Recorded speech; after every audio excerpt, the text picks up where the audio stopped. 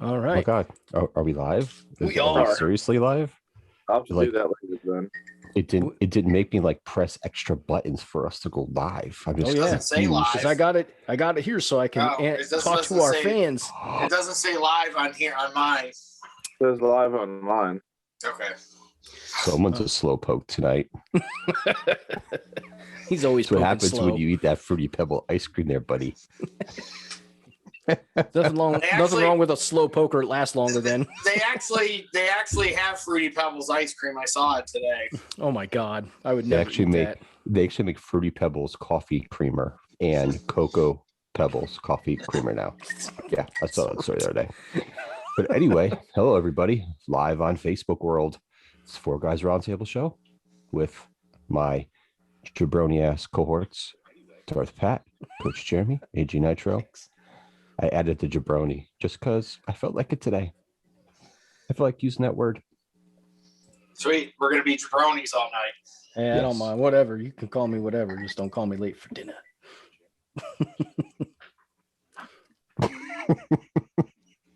I mean, it depends what we're having. I could be late. This is true. Depends on that food that we're getting. Oh, Bless he's you. okay. Whoa. What is this going on? Okay. This is weird. Just seeing our Facebook thing live at the same time. Okay. Change that.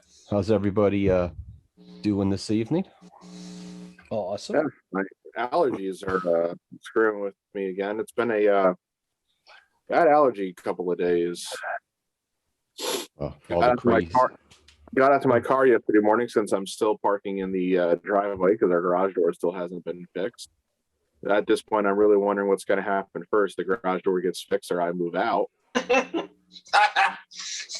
Hey, Wow. we're at 2 months away now, so you know.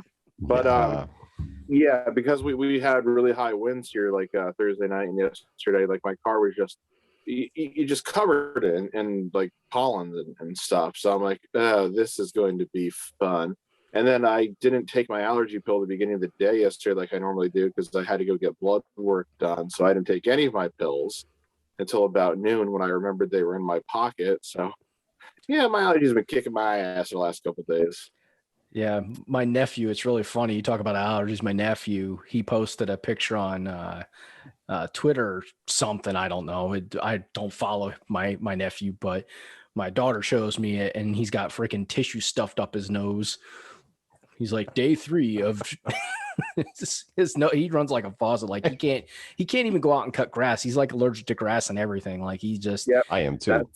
That's basically why I had to stop cutting our grass years ago, is because it would just, if I went out there and I cut the grass, I'd come back in and I'd be wrecked for like a few days. Yeah. So I just said to my dad, I said, Dad, I physically can't do this anymore. Well, yeah, and that's why he stopped cutting grass too, because he was dying. My dad said he should just go get the allergy shot since his allergies are that bad. You know, I got allergy shots many years ago, like when Same. we first went to Pennsylvania, but I don't remember having fun experiences because I seem to remember we had to go to our doctor almost like once a week, and they had to like, you know, give me a shot in like each arm, and the needles that they would inject you with were seriously like this fucking long. Ooh, I got a good They story were. about needles that long. Yeah, they were Same. freaking huge ass needles, and so you know, I'd come walking out of the office, you know, back to the waiting room and everything, you know, holding onto like each arm like this because I'm holding the gauze on where they, you know, had to, you know, inject it and everything. So Oh, I you weren't think doing you weren't doing I Dream of Jeannie and about to nod your head. Oh, no, but you know, it got to the point where I just said to Mom, I said, I can't take doing this anymore. And she's brought up in years past, maybe we should go get allergy shots. And I'm like, yeah. I'm sure they don't use AJ, you look slightly uncomfortable with this talk right now. Yes, I don't. I mean, I'm sure Nothing's they don't- interested in him. I'm sure they don't. No, I don't. I have to For get. us. I don't want to talk about shots. I have to get my other one on Tuesday. I'm already anxietied up enough. So. Well, anyway, like I'm just saying, like I'm sure they don't use needles that big anymore for those types of shots, but it's just like They again, don't. it's just bad memories, you know. So Yeah. I got shots every Friday after school from the age of 4 to 15. And then after I turned 15, that summer, I was, it was once a month, which was great. It's like I tried to go and doing it every week, but Yeah, it was just kind of like sit down. Okay, you're done. All right, thanks. Bye. It was so annoying. It just was. Well, speaking of shots, as you guys know, I went to have my special operation yesterday, actually. That wasn't a shot. That was a castrating cutoff. And now AJ looks even more uncomfortable. So yes, and it just like I wasn't going to talk about it unless somebody asked me about it, but Pat mentioned the big ass needle, and I tell you what, it was an experience. I'll tell any guy that's thinking about getting it done, just go get it done. I'm on day two. I'm on day two. Yesterday was day one. That's the operation day two. Like I have almost no discomfort, at all. That's great then. So, you hear the horror stories, man, it hurts so bad. It's so painful. So you used a lot of ice then, right? Yesterday was all day ice. Every 20 minutes, it was ice on, ice off, ice on, ice off for 20 minutes until I went to bed. Wax on, wax off, yep. Ice on, ice off. Well, it's funny because even though I had that procedure done, I had my vasectomy done, I keep going after my wife. She's like, what are you trying to do? See if it hurts, if it gets, Oh my God. I'm like, no. I said, just because I had that done doesn't mean I'm not sexually, doesn't mean I'm not, horny. I just can't do God. it, But I gotta. The Blakes will be shot all over TMI, the place. It's all right. TMI. I want to see how far I can shoot my Blakes now. Get over here, damn it. Well, it's funny. The paper that they give you, it says, just because you've had this procedure doesn't mean it's safe. I'm like, if anybody, no offense to anybody out there, but if you're that dumb that you think, oh, as soon as you have it done, you no longer can get any, no, that's not how it works. There's I don't know how long the reserve lasts, but it's in there. But I have to talk about this because it was really funny. I think it's really funny, my whole experience with this. So I took a Xanax, or the generic Xanax, before I went. So I was feeling very calm, nice and calm, a little tired. The only effect that I had that besides that was I felt a little dizzy. I thought I was going to fall over at one point. But so they put me in the room. They say, okay, get undressed, come back out. And I go to the lady. I was like, this gown doesn't tie. I think I'm supposed to tie this. She's like, nope. I was like, oh, so I just let my ass hang out. Huh? Okay. Sweet. And then she, she says, okay, sit on the table and get as far front as you can before you fall, until you feel like you're going to fall off the table, and then lay back. I was like, okay. So I did that. They put me in these stirrups, which was interesting. And you felt like a woman then. Yeah, I was like, well, I now know how my wife feels every time that she would go to the doctor for her, that womanly thing, as well as when she was pregnant. As well as when she was pregnant, she was going there so often for that. But then they get out the needle because they numb your man area with Novocaine. They numb the sack. Yeah. Just say, damn it. This is what because the first needle that they used to pull the Novocaine into the needle, it was fucking huge, and my eyes got real big. I was like, oh. And the nurse looks at me, she's like, I see your eyes, don't worry, that's not the needle we're using. It's just easier to pull the stuff out of there while we're doing that. So I was a little nervous when I saw that big needle, just to say, but yeah, it was quick. It was easy. The doctor's talking to me. He's like, so where do you work? As he's doing his thing. I'm like, okay, let's just make this a conversation. Let's have some fun with this. I mean, just roll with it at that point. Instead of sitting there silence, like, don't fuck up my shit while you're down there, doc. Please, I still need it. Well, and it was funny because it's still useful for me, damn it. I didn't realize that they evidently, when they do it, they clamp around to keep it from not moving. But the clamps, and that was really the only pain I felt besides the burning when they sizzled on the left side, when they sizzled it shut. I said, ooh, and he goes, oh, we'll give you a little bit more medicine. And then he did it, and then he gave me, and then I went, oh, he went, well, we're almost done anyway. So, oh my God. And he was ready to move on to the other side. So I was like, oh, okay, wow, great. That's freaking fantastic. So, but yeah, really, any guy out there, it's not a big deal. It's not painful. I didn't walk like I got off a horse like a cowboy. I wasn't walking like my my nuts were were 2 watermelons now. It's not bad. I was actually more worried about the after. I was like that walking like that after my triple hernia. That was I can imagine. And I think they're doing a little bit more than what they did when they did my vasectomies. But yeah, I'm gonna do that. Like when you texted me the other day, yeah, it wasn't bad. 20 minutes. I was like, okay, this could be done. This could be done. And we can now move on to another subject because I just read something really funny. I know we're going to talk about wrestling later. I just saw this. Well, this is really funny. I do want to bring up something else medical related, not in a necessarily uncomfortable way. Oh, okay. I mean, you're not glowing green, which I'm disappointed in, Patrick. So no. Ooh, the Hulk. It's all out of my system. Okay. Oh. Anyway, so I had the treatment last week. This radioactive treatment to hopefully get my it's supposed to kill the remaining thyroid tissue that they can't get when they do the surgery, when they do the thyroidectomy and everything, and then obviously, of course, hopefully get rid of anything that's cancerous within my body and everything. So this was literally how this worked for me last week. Wednesday, went to the one office, got a shot in the hip. That was it. And I was like, wait a minute, that was it? I could have gone to work today. But they told me back when we did this, there was all oh, you shouldn't be driving yourself after these things. And I was like, okay, whatever. So anyway, because so I took the last 3 days of last week off. So I mean, that was Wednesday. Thursday, go back to the same building, get a shot, go home, go back to that same building about an hour later to take this pill, which supposedly has this radioactive stuff to it. Like they make you put gloves on. They won't touch, you don't touch the pill with your bare hands. They put it in a cup. You got to take it in a cup, then you got to swallow all the water right away. So that was Thursday. Friday, go to the main hospital and have to have this scan done where basically it's just laying on flat on my back in a very uncomfortable manner while they take 3 10-minute pictures of neck, chest, abdomen to see what it looks like. Then you should ask them if they were going to take a picture of your stuff. No, not that bad. I think you guys need a 4th picture. Oh my God.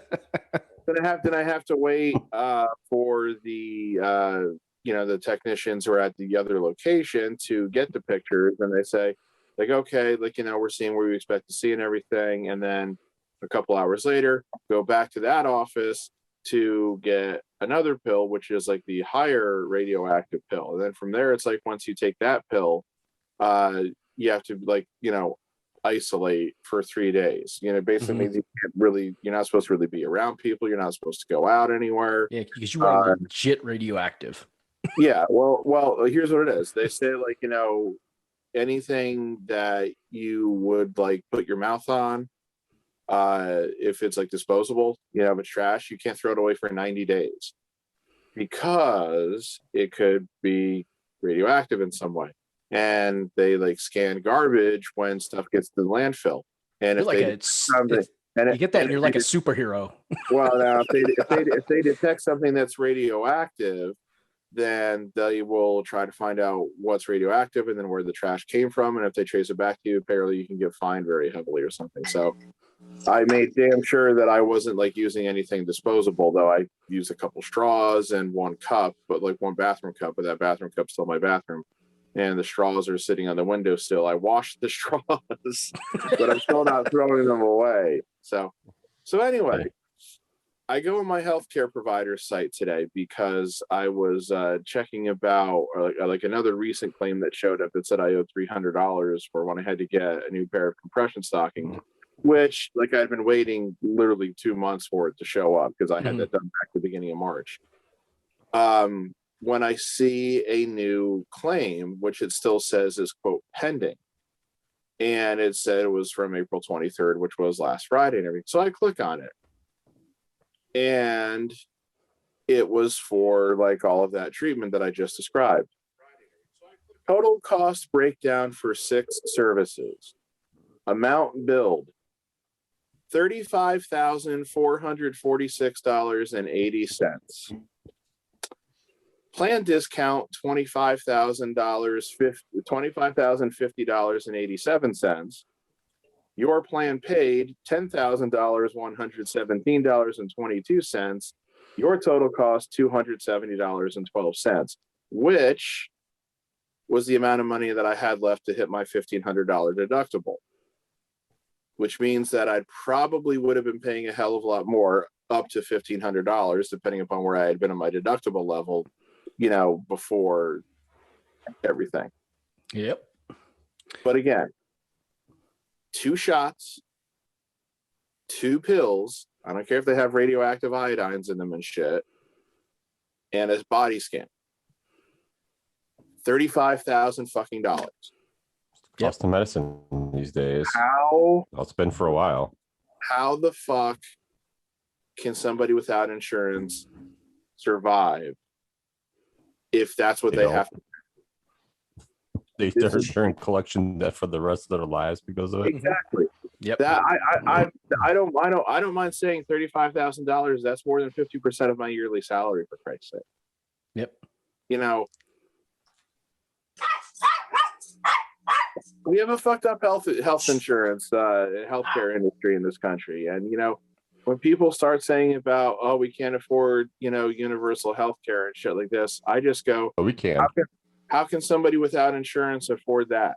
What good is somebody potentially bankrupting themselves? And again, this is a non-severe, non-intensive, thing that I wasn't going through chemotherapy. I didn't have a more severe, aggressive form of cancer or anything like that. So it really just goes to show, again, if you don't have insurance, you are fucked. And it really is there's got to be a better way than our current system. There just has to be a better way. That's crazy. That's all I wanted to say. When I saw that, I was absolutely floored. I was at my office. It was just me and one of my bosses that were in there today. And when I looked at him, I said, "Hey, you want to hear something funny?" It is to a point. Yeah, he was just when I described the treatment to him for how much it cost, he even went yeah, it's ridiculous. So it's just. All right, so I think we got to talk some sports now. Here's something funny real quick. I know Okay. we're going to talk about wrestling later, but I just saw this. So Roman Reigns' new shirt says "Smash 'em, stack 'em, pin 'em," basically because he pinned 2 people at WrestleMania. So some girl just posted on Facebook and said, "Thank you for teaching me how to properly have a threesome."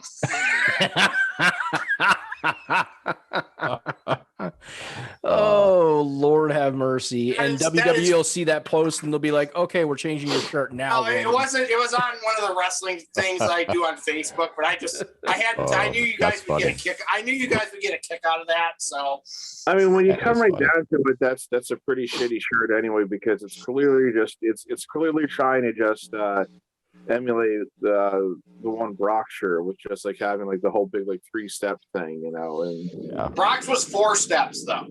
Oh, okay. So Similar, but smash 'em, stack 'em, pin 'em also doesn't really roll off the tongue arrive, suplex, repeat, or whatever the hell the Brock shirt was. Yeah, we'll get back to wrestling later. I just figured that one would make you guys chuckle. That is funny. All right, so we can do the draft first. We can talk about the NFL, Jerry. Oh, we will get to that. We got to get this topic off my head and out of my brain. Here we go. This is between you and Pat, because I'm not at this one. Well, I want to preface this with, this is not about politics. This is not about anything. This is it's about social awareness. And I'm going to just say this. It is about LeBron. It is about the tweet that he put out there. It is about the officer that was in a situation that I have no way to say, did he use the right force? Did he not? All I saw was a 30-second body cam clip that a young lady gets shot and she had a knife and was trying to stab another person. That's all I can say. I can't say if he's right or wrong, or if, there could have been a different way to handle it. That's not for me to say. I'm not an officer. I'm not going to even try and pretend that I can know what's right or wrong for that. But he did save somebody's life, but he had to take somebody's life to do it. it's a fucking unfortunate situation that even had to happen. But yeah, that is what it is. The thing that I found interesting is this little tweet that the good old LeBron decided to put out, which it probably wasn't the best idea to do this because he tweeted this out before he knew all the facts. just jumping the gun. He jumped the gun. So he put this tweet out here with the picture of the cop that did it. And he said, "You're next." And he's got the little hourglass there and accountability. Oh, yeah. Now, for anybody who didn't see this, he took this down. But before he could even take it down, everybody clipped it, did everything they did. It's all Screenshot over everywhere. The shit that, buddy. Oh, yeah, they killed it. And he immediately took it down and put a rebuttal tweet up. Well, the fact is it was too little too late. You put it out there. Okay. And this is why I want to talk about this, because I believe what LeBron and other athletes are doing for trying to bring social awareness to the problem that has plagued this country for a very long time. Okay. It was fought with Martin Luther King. It was fought before that. It's been fought forever after this. Okay. It's what he did that was uncalled for. You know, he didn't have to do this. He could have waited for the facts. And the fact that athletes are out there and they're doing this is great. Once again, I will reiterate it. It's great. I think it's awesome because they are influencers, whether they want to be or not. When they put something out, people are going to follow that, and they're going to follow the people that they love in sports. LeBron has 49.7 million followers. Yes, okay. He does. 49.7 million. That's a lot of fucking people. All saw that shit at once. All saw it. Yep. Everybody that followed LeBron, I guarantee you saw this. And they didn't see it right away. They saw it now. Okay. As somebody who can influence that many people with one tweet, it is the responsibility of the person. This is any influencer. I don't care who the hell you are.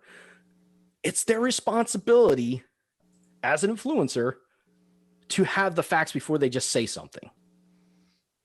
Okay. Now, if he would have put this out after he had all the facts and that they found with the body cam footage, which was released like hours after the incident happened, and he still put this up because it showed that this cop was 100% wrong. There was no reason he had to use a gun. There was no doubt he could have used something else. Then this makes sense. But it doesn't make sense in the fact that he didn't know all the facts. So what I say to anybody who's an influencer, regardless of who you are, where you come from, what made you an influencer, you got to have all your facts, especially when it comes to stuff about social awareness and the problem with what is perceived as a huge problem and is actually a really problem. White cops, black civilians being killed. So, and that's all I really wanted to say about that. I don't know if anybody else had a comment they wanted to make about that. I'm actually going to defend LeBron here. I can't believe I'm even going to say this. Defending you, LeBron James. I think he was wrong for putting this out too. So he was not smart. I mean, yeah, he was wrong. The issue is, like, he jumped the gun, but from what just happened in Minnesota, there's a lot of people in that community that were just thankful and praying that this outcome came the way it should have been. So during the trial, and then the other shooting that happened during the trial with that other kid in the car, with the traffic stop with a stupid tree freshener hanging in his fucking window. His mirror, I should say. And then, that's the stabbing and that, girl being shot while she was trying to stab somebody else. Yeah, it's everyone's on high tension, high alert. It's like during the trial, you have that shooting. Then you have this like kind of like right after. I think everyone's emotions were just running so high, like, oh shit, another one. God damn it. Hop on the phone, start doing it. And like a couple hours later, oh, by the way, this is what happened. Here's your footage. So like I get Yeah, he shouldn't have. He jumped the gun. He shouldn't have posted that like it is. But in the same time, how does it want to say? It's like we as us four being white guys don't understand what it's like to be a black guy or a black person. So like they're and what's going on with them and just that whole situation. I kind of see why LeBron did it. Was it the right thing to do? No, he fucked up. He should have waited. But that TikTok video. The only part about it I think is funny is at the end when he's like, "MJ's the GOAT." So still fast. I don't know, Darth Pat. Did you have anything you wanted to add, or shall we move on? Did that cop get in trouble? By the way, I haven't looked to see if he got the in one trouble from the one where he posted. He was immediately suspended, I believe. Was at this point in time, and they're doing their normal investigation thing, which is what should be done. There's actually a bar here in Ohio that will not play LeBron's. They refuse to play his games. Yeah, they're not playing. I know. It's gotten crazy. And LeBron tweeted, "Oh no, I was so going to come there and watch my own game tonight, and now I can't." Like, that was really dumb what the bar owner did. I thought that was really stupid because all he's doing is hurting himself. He's going to hurt his own patron. Like, people are like, "I'm going to go there and watch the NBA games." Or like, "I can't go to my favorite bar and watch it." Well, what the fuck? So he didn't hurt nobody but himself doing that stupid shit. Yeah. Patrick is in deep thought right now. So what the tweet is, it's just him pretending to call LeBron and get LeBron's permission to essentially to get LeBron's permission to either intervene in a situation where a man's trying to stab another man. And then at the end, he says, okay, he's like, "Oh yeah, yep. Michael MJ's the GOAT," and he goes, "Oh, I gotta go." It's just like I don't know. There's so many. It's kind of comical to listen to it, but at the other end, it's like it's so wrong in many ways too. At the same time, it is, but it's like it legitimately is. Yeah, but there was like a million of them. But that one I found comedy in that one just because of the whole, when I look at the whole spectrum of everything. All right, so we're going to move past LeBron unless Darth Pat has anything he wants to add, and I don't think he does. He looks like he's like, "Oh my God, shut up." I'll make a quick comment. Okay. Yeah, he definitely jumped the gun. I mean, he could have jumped the gun without like posting the officer's picture and everything there, because yeah, from what I've seen of the body cam footage of that particular shooting, it does look like the officer probably did need to do what he did.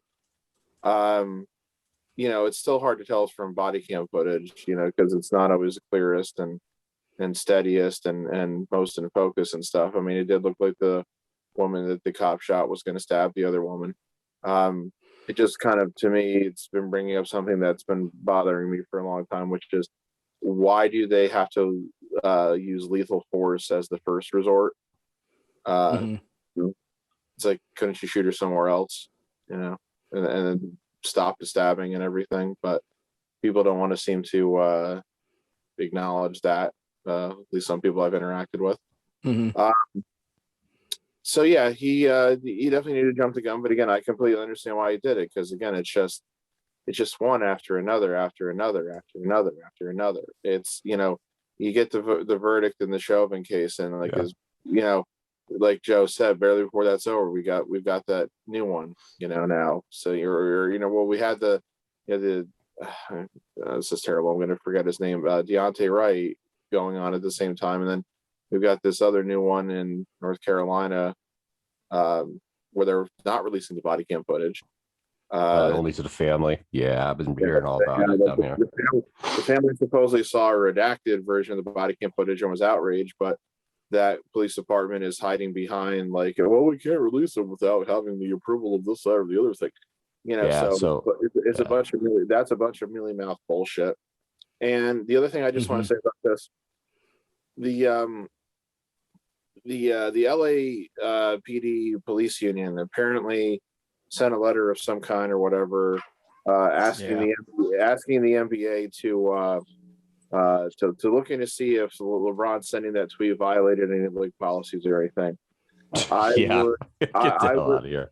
I would like to respond to the LAPD police union thusly. Go fuck yourselves. Okay. Fucking seriously. Yeah, I thought that was a little crazy too. Let- I thought it was funny too. Okay. Funny but you crazy.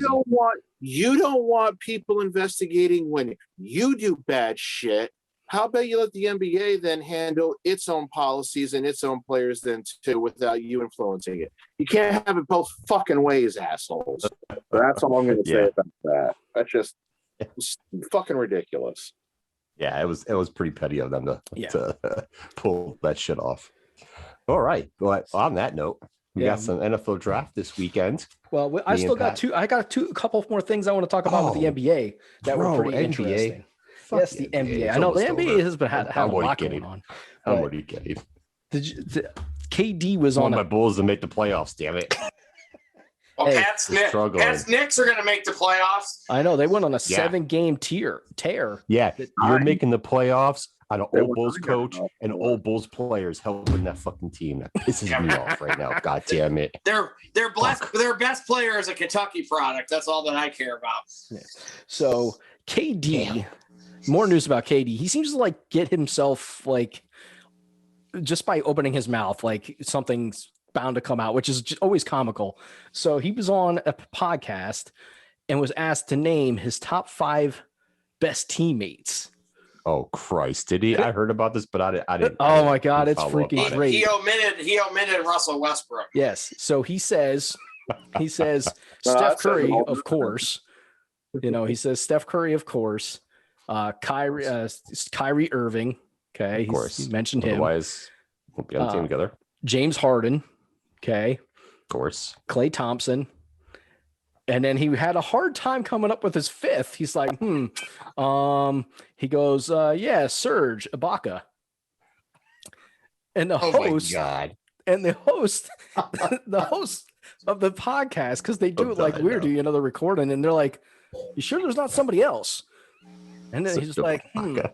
he's like, the guy, and they're like, Westbrook, and he's like, "Oh yeah, Wes." He's like, "Yeah, man, Wes." I'm like, Oh my God. That's horrible. I was dying. So he's like, "Oh yeah, I definitely got to put Wes in there and drop Serge." I'm like, okay. You just forgot about the guy, that you played with for several years when you came into the league with, Harden. Oh my God. It was absolutely comical, like that. And listening to him interview now, I don't hear a lot of his interviews. Maybe AJ does, but his interview, he sounded like he was high as shit. Like the way he talks, his mannerisms, he seemed like he was high as hell. I'm like, is this guy? He's always very laid back in his interviews, from what I've seen. Okay, so maybe that's just who he I think that's is. just normal for him. Yeah. Okay, and that's fine. I mean, you know what? I don't really have a problem with him throwing some shade there if he wants to, because I would do the same thing. So if you played with somebody and you didn't like him, if you want to throw a little shade their way, that's okay, because I would do something like that too, and I would own it too. So yeah, it was really, really funny. I had to laugh. So 2 more quick things that I want to talk about in the NBA, and I'm going to share out my screen here. Why does it do that? All right, I don't want that. I do have a stumper tonight, and don't worry, guys, it's not in this 70s where only Pat's gonna know it. Oh, so okay, it's, good. it's relevant to your lifespan So that consists of right now. I have a Steph- stumper question. What's in the cup? Well, Well then, yes. the blue glass, frosty looking. Okay. So, good old Julius Erving, Dr. J, was asked to give like his top 5 or two teams, his 2 top 5 teams. Okay. Oh yes, I did see this. Yes. Okay. So he gives him, and I forgot to pull up the article. I apologize. But he excluded LeBron. That's the important thing. yes. So he names his top 5. and he excludes from No, He named his essentially top like 10. He named his top 10 and he excluded LeBron. yes, he names his top 10. I know, it was funny. Go Dr. J. Yeah, he names his Love top it. 10. So his first team is all like old players that he essentially probably watched when he was coming up and before he got in the league. Because I think it was Elgin Baylor. If somebody else has it, please feel Jerry free to pull it up. West. Jerry West was on that team. Wilt Chamberlain, I think, was on that. I don't think that Dr. J had bad people on his team. No. So I don't. I definitely agree. But his top Very few. 5 for more current players was Michael Jordan, Bird, Larry Magic, Bird, Magic. Olajuwon, probably, or Shaq. No. I don't remember. No, it was Karl Malone. Oh, yeah. And it was Karl Malone. was it Kareem? Malone was a head scratcher. Kareem, I think it probably was Kareem. I think it was Kareem. Malone was the head scratcher on there, if you ask me personally, if you ask me. But that wasn't so I didn't have a problem with his team either. That is what it is. Everybody's going to always have a different top 5, 10 players, whatever. If they're asked to make 2 super teams, what would your super teams look like? Okay. What was really funny, which got a lot of like analysts blown out of proportion, was the fact that Dr. J made a comment about these super teams. Yes. That players are being put together where players are making their own super teams. Okay. It's not the team going out and drafting players or getting people that are at the end of their contract.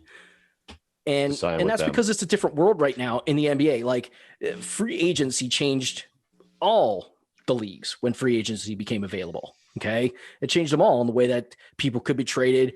Players can demand what they want to, they can hold out, they can do this. And pretty much as long as it's in their contractual rights, there's nothing that the team can do about it.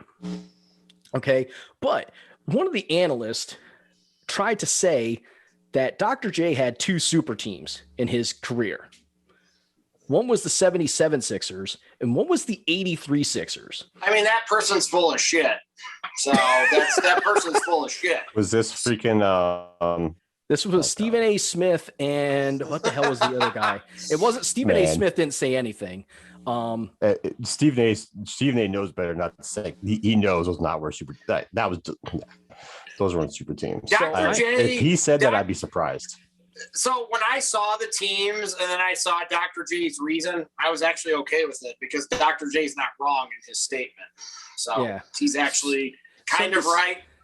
So here's the team that was here's the 77 team. Now, the guy that mentioned it, I wish I have to pull up the article and I didn't do that. That's my own fault. But he tried to say that Mike Dunleavy, was a superstar. I mean, I'll agree with Daryl Dawkins, Chocolate Thunder. He definitely was at that time. Like he was a big man's, like he was a center and Will Be Free was pretty good too. And Doug Collins was a role player. That's not a super team. No.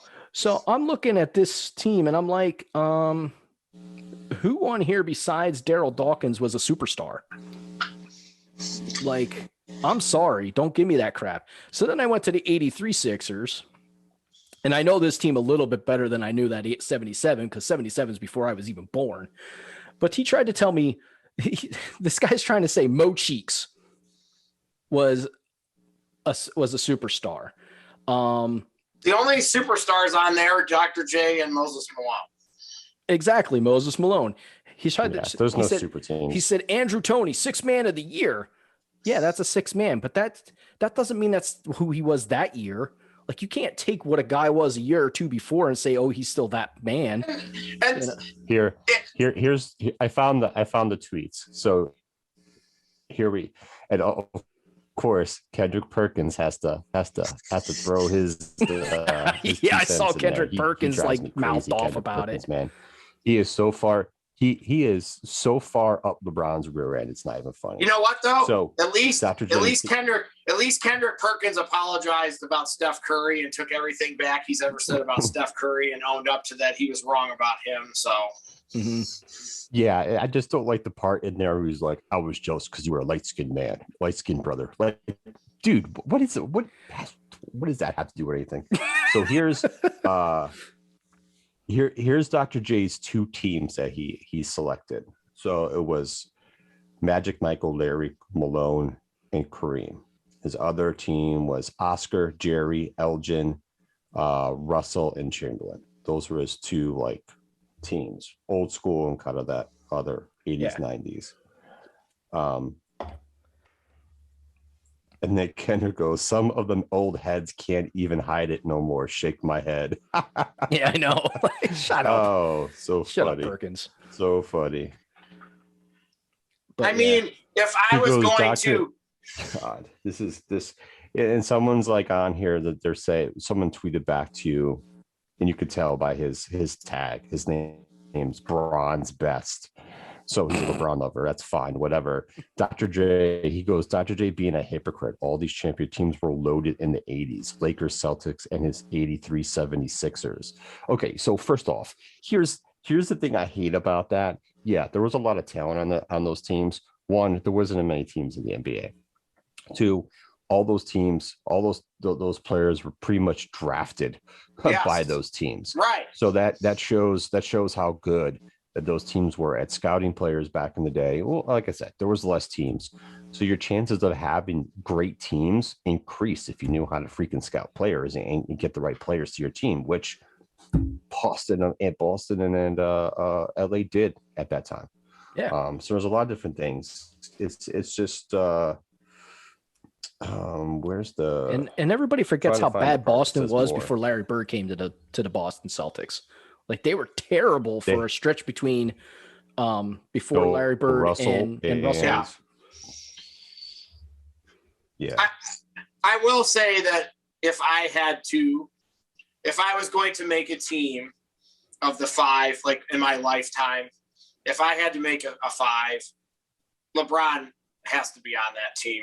I don't like him, but if I was going to pick 5 guys for my lifetime, he would probably be the 5th guy on that team for me. But if I'm not picking him, I start to sound a little bit ignorant and like I'm just a hater at that point. So like you have to, I hate him, but I'm not going to say he's garbage or terrible or what he's not. He did lead the super team. I feel like he was behind that to some degree. I definitely think he gets some of the responsibility for that. Mm-hmm. But if I was going to pick the 5 best basketball players I've seen in my lifetime, LeBron is on that list. He's probably 5 for me. A lot of people have him 2 or 3. So I get in a lot of arguments with people because they think he's 2. I don't think he's ever going to be higher than 4 for me, but I would put him on my 5. As much as I don't like him, I think he has to be in my 5 at least. Yeah. So it's just, it's crazy. So, but you know, it is what it is. You're not going to be able to change it.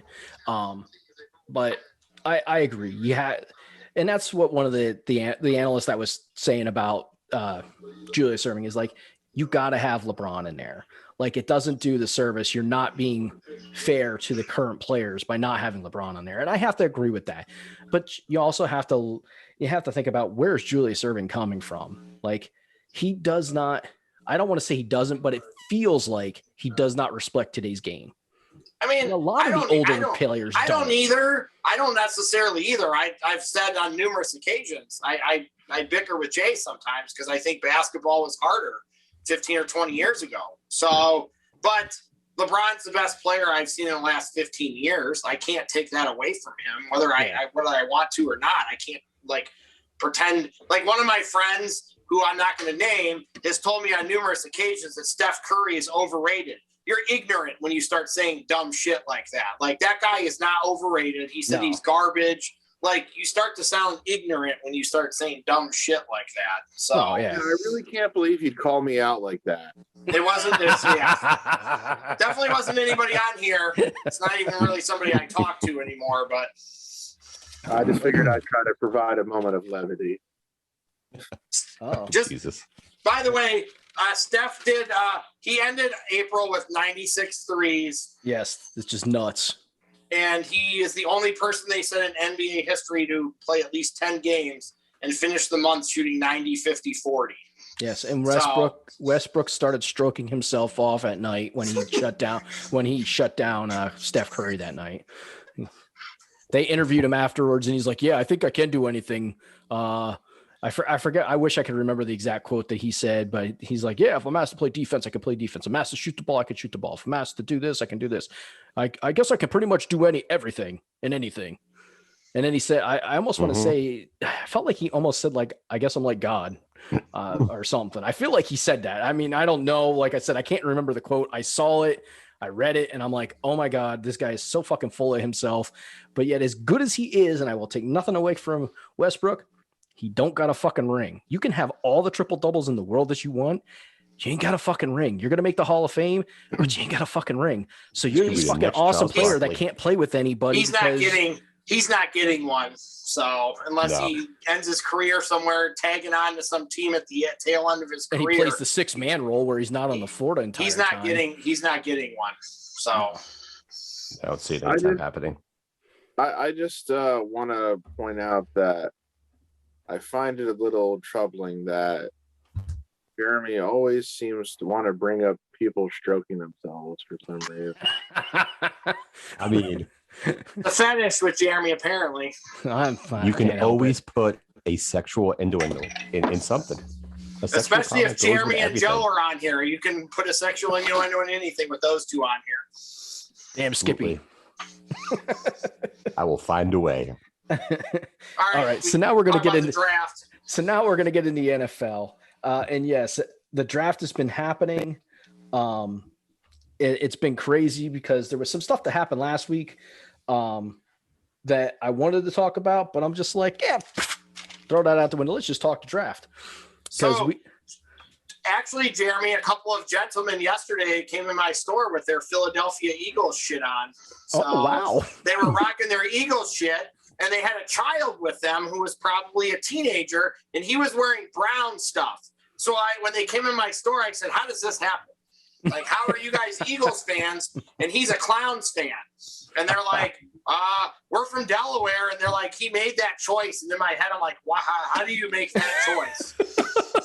So I'm like, I said to AJ, he hopped on the Baker Mayfield bandwagon. He must like that college football team. Hey, Baker Mayfield's going to be the only quarterback to start for the Browns 3 years in a row. They were nice guys, Jeremy. And I told Joe, I don't get to talk sports with a lot of people because I have to be careful when they come in my store because I don't want to go. So they actually went to the draft Thursday night, and they were also going last night. And they were pretty cool. They were pretty cool. They were real happy that the Eagles traded up and got Devonta or whatever. They were super happy about that. So yes. So I have the list of the draft up, like from, what's been going on so far. Are you guys aware of who your team has been drafting, or kind of have a clue? It's over now. Well, I know it's over now. Oh, I know who we all drafted. I literally pay attention to every single damn fucking year. Oh, do you? I hope for the best. I know some people do, and so I normally only pay attention to who they get in the first 2 rounds, and then I'm like, I don't give a shit, because after the first 2 rounds, it starts to get pretty watered down, and you might get a lucky pick, and somebody might kind of turn into a stud, but it's not highly likely. So here's the other, because Pat's actually part of this story. So during the draft, I was on with my other friends. Mm-hmm. We were group chatting, and the rumor all week had been that the Broncos were going to draft Justin Fields. So everybody was like, oh, here it comes, Matt. So we're like, we're going to stay on until Denver picks. And I'm sitting there for that last couple minutes. I'm like, fuck. And then Pat texts me, and he's like, I'm apologizing for what's about to happen right now. So then I just figured it was obvious at that point. So when they didn't pick him, I was thrilled. I was like, thank you. I do not want that fucking quarterback from Ohio State. So then we got off the podcast. We got off the group chat. And Jay, Buckeyes fan, hates the Bears. So as soon as the Bears traded up, I was like, uh-oh. And he texts me and says, fuck. Ask Jay if he's buying that Bears jersey yet. He said that will not happen. He said there is nothing that could make that happen. And then now supposedly my least favorite quarterback in the NFL could potentially end up in Denver. So maybe I would have rather had Justin Fields than Aaron Rodgers. So I mean, I hate him. The Rodgers thing obviously bears watching. I'm sure there'd be other teams that would be interested in it, but the question, of course, would be what would the price be? And fucking steep for that guy. I mean, the Packers have no reason to trade him. So yeah. So when it comes to, let's see, so the Broncos, they took Patrick Surtain. I don't know. I don't follow college football, so this is where I rely on Joe and I rely on AJ. I'll give the Broncos a B- for their drafts. Like if they get Aaron Rodgers, then they passed on a quarterback. Then it seems if they don't get Aaron Rodgers, then I give them a C because they should have taken a quarterback probably. So, I know their picks, so I'm giving them their grade. I give them a B- right now. Okay, so. And then, of course, the Eagles picked right after them because they traded up to screw, if possible, both the Cowboys and the Giants. They traded with the Cowboys, so they weren't screwing the Cowboys. I think that there was a perception that the Giants would take Devontae Smith, so the Eagles were making a move to get ahead of them. And yeah, when you somehow are able to swing a trade with a division rival in order to do that, hey, kudos to you. Yeah. And I'll be honest, like I was actually surprised because I was like dead set. I'm like, the Eagles are taking a fucking quarterback. They're going to screw this whole draft up again and again and again.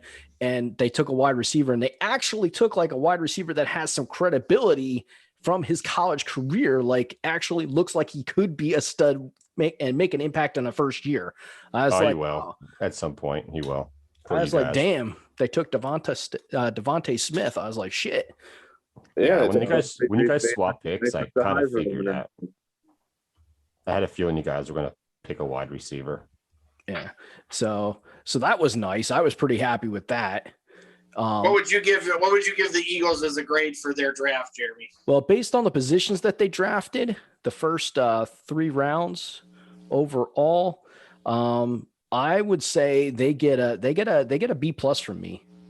Like they really do, because they took Devontae Smith in the first round. So they got a wide receiver, which is something that they've been lacking. Like they don't have any studs. So hopefully this guy can come in, learn, become a stud. And then they took in the second round, they took Landon Dickerson from Alabama, surprisingly, who's like a guard center. He plays plays offensive line, which they needed depth in the offensive line because their offensive line has been decimated over the last couple of years. The issue with him is that he has a pretty extensive injury history. Yeah, and so there lies a possible problem. We'll hopefully he'll get healthy. And then they took Milton Williams, who I don't know. I didn't know the last guy either because, once again, I just don't pay attention to college football. They took Milton Williams, who's a defensive tackle, which they did need help on the defensive line too. The one thing I didn't see them take in the first 3 rounds, which I wish they would have, and I don't know if they took it in later rounds, they didn't take any defensive backs, which is a problem. Denver drafted like three or four, I think at least 3 safeties or cornerbacks Denver drafted. So I do see they took him in the 4th round. They took Zech McPherson, who's a cornerback out of Texas Tech. So they did get one in the 4th round, but it's like, okay, you're talking about the 4th round. You're talking about a cornerback. If there wasn't any cornerbacks that you didn't feel were worth taking in the first 3 rounds, and even by round 3, it's like, okay, if we're not taking a cornerback in the first 2 rounds, there may not be any stud cornerback coming out of college that are worth investing in. So it's like, okay, cornerback was not one of your first options. You definitely wanted a wide receiver, which I'm okay with. And you need to, you got an offensive lineman. Okay, good. At least you're trying to strengthen your offense to give yourselves a chance to put points on the board, maybe. Pat, what would you grade the Eagle or the Giants draft? C+, B-. You got our team's our first round pick for next year. That's next year. That's next year. I mean, it's called draft capital. Yeah, but that has nothing to do with what they did in terms of their picks this year. I mean, and they traded one of the picks that they got to move up 5 spots in the 3rd round yesterday to take a cornerback from Central Florida, which I didn't think he was the best cornerback available at that point. Obviously, somebody else did. So, but their draft looked a little uninspiring in some ways. They didn't take any offensive linemen when they could have. Like, I really wanted them to take a guard in like the 3rd round. They took a receiver in the 1st round. Yeah, I mean that kind of came as a shock when I see a few years ago when Jerry Reese was still the GM. They panicked when they took Eli Apple because supposedly they wanted to take either Leonard Floyd or Jack Conklin, and they got snatched the 2 picks ahead of them by other teams trading up ahead of them. And then supposedly it was like, oh my God, what do we do? And instead of like trying to arrange like a trade back then, they just basically took Eli Apple, and it was like, what, 10th or 11th overall, I think, when he had been projected to go like in the late 20s. So that's one of the many reasons why the franchise has been in the toilet for close to a decade, because they made terrible draft decisions like that. So anyway, this year they didn't make that mistake. Like, so the Eagles move up to take Smith ahead of them, and the 2 cornerbacks were taken and picked ahead of them as well. And like the other 2 wide receivers were gone, and Penei Sewell was gone. So it was like they could have taken Rashawn Slater, they could have taken Micah Parsons, which of course my dad really wanted them to, being a Penn State guy. Mm-hmm. But like they were supposedly looking at like the edge rushers, and like none of the edge rushers were worth the 11th pick. So they pretty smartly traded down. I like the trade they made with the Bears, especially getting a 1st round pick next year, which of course means, Joe, I hope your team sucks ass this year. Still happen. You might get your wish. We'll see what happens. But then when they took Kadarius Toney, that kind of came as a pretty big shocker and everything too. My biggest concern with him, he's got an exciting highlight reel. Hopefully he can do something for the Giants return game, which always seems to be shit. But I'm worried that where he excels, like the types of plays where he excels, are not the type of plays that Jason Garrett calls. So I don't know if it's a great fit between the talent and the scheme. We'll have to wait and see. I thought they did good getting Ojulari where they did, especially because they traded back again in the 2nd round, and they got another pick for next year. They picked up a 3rd round pick next year and did that. So I thought that was good value. But the rest of the guys were like, they took 2 corners, another edge rusher from a smaller school, and a running back, which is like, yeah, okay. Yeah, they took 2 linebackers I saw in the first 4 rounds. They took round 2 and 4. Azeez Ojulari from Georgia and Ellerson Smith from Northern Iowa. They're both considered like edge rushers, basically, where they definitely need help. And Ojulari, Kid from Georgia will help you guys a lot. Yeah, Ojulari, I think, slipped as much as he did because there was concerns about like him having a quote degenerative condition in his leg, which according to a lot of stuff I read is like they were saying, well, that's probably arthritis. I'm like, I think somebody can probably play through arthritis, so we'll see. Cortisone shot in the leg, he'll be good to go. Yeah, but again, so I liked a lot of the stuff that they did in the offseason. I believe they felt like, so it's like, well, this is the make or break year for Daniel Jones. Barkley's coming back. They signed Kenny Golladay. They drafted Kadarius Toney. They added Kyle Rudolph, and they still have Evan Engram and Sterling Shepard and Darius Slayton and this and that. So it's like, yeah, it's great. That offensive line better be a little bit better than next year. And they cut Kevin Zeitler, so they're going to go with Will Hernandez and Shane Lemieux at guard, too. They've both been pretty uninspiring. And Andrew Thomas started to play better as last year went on, but he had a very struggled a lot in his rookie year. So their offensive line is still pretty suspect. And it's like, it's great that they got all these weapons, but if nobody's going to be there to block, it isn't going to matter. And who knows what that would mean then if they fall flat on their face and Daniel Jones struggles again. And it might be a really good thing that they have all those picks next year because they might have to be looking for another new quarterback. We'll have to wait and see. So we have one for you. We have 3. Well, we can spare you. We'll trade you Nick Foles. You want something in the back No, I of mean, Daniel Jones? Whoever's coming out from college next year. Like, Joe, what would you give the Bears? I haven't even looked at that yet to see like who the top prospects are for next year. What would you give the Bears, Joe? A fucking plus. An A fucking plus. And I will tell you why. We just drafted a quarterback that's the most talented. Whatever the fuck he does in the NFL, but he's the most talented quarterback out of college we've ever drafted in our whole fucking existence. All right, Justin Fields, with the exception of Sid Luckman. Like seriously, go through all the quarterbacks the Bears have drafted after Sid Luckman had retired from the Bears, and you look at that laundry list of just clusterfuck after. Listen, Jim McMahon was great, but he wasn't a great quarterback. Like that, he managed an offense that went to the Super Bowl and dominated the NFL. That was just total defense, and you had like one of the greatest running backs of all time, Walter Payton, in your backfield. So you have a safety blanket.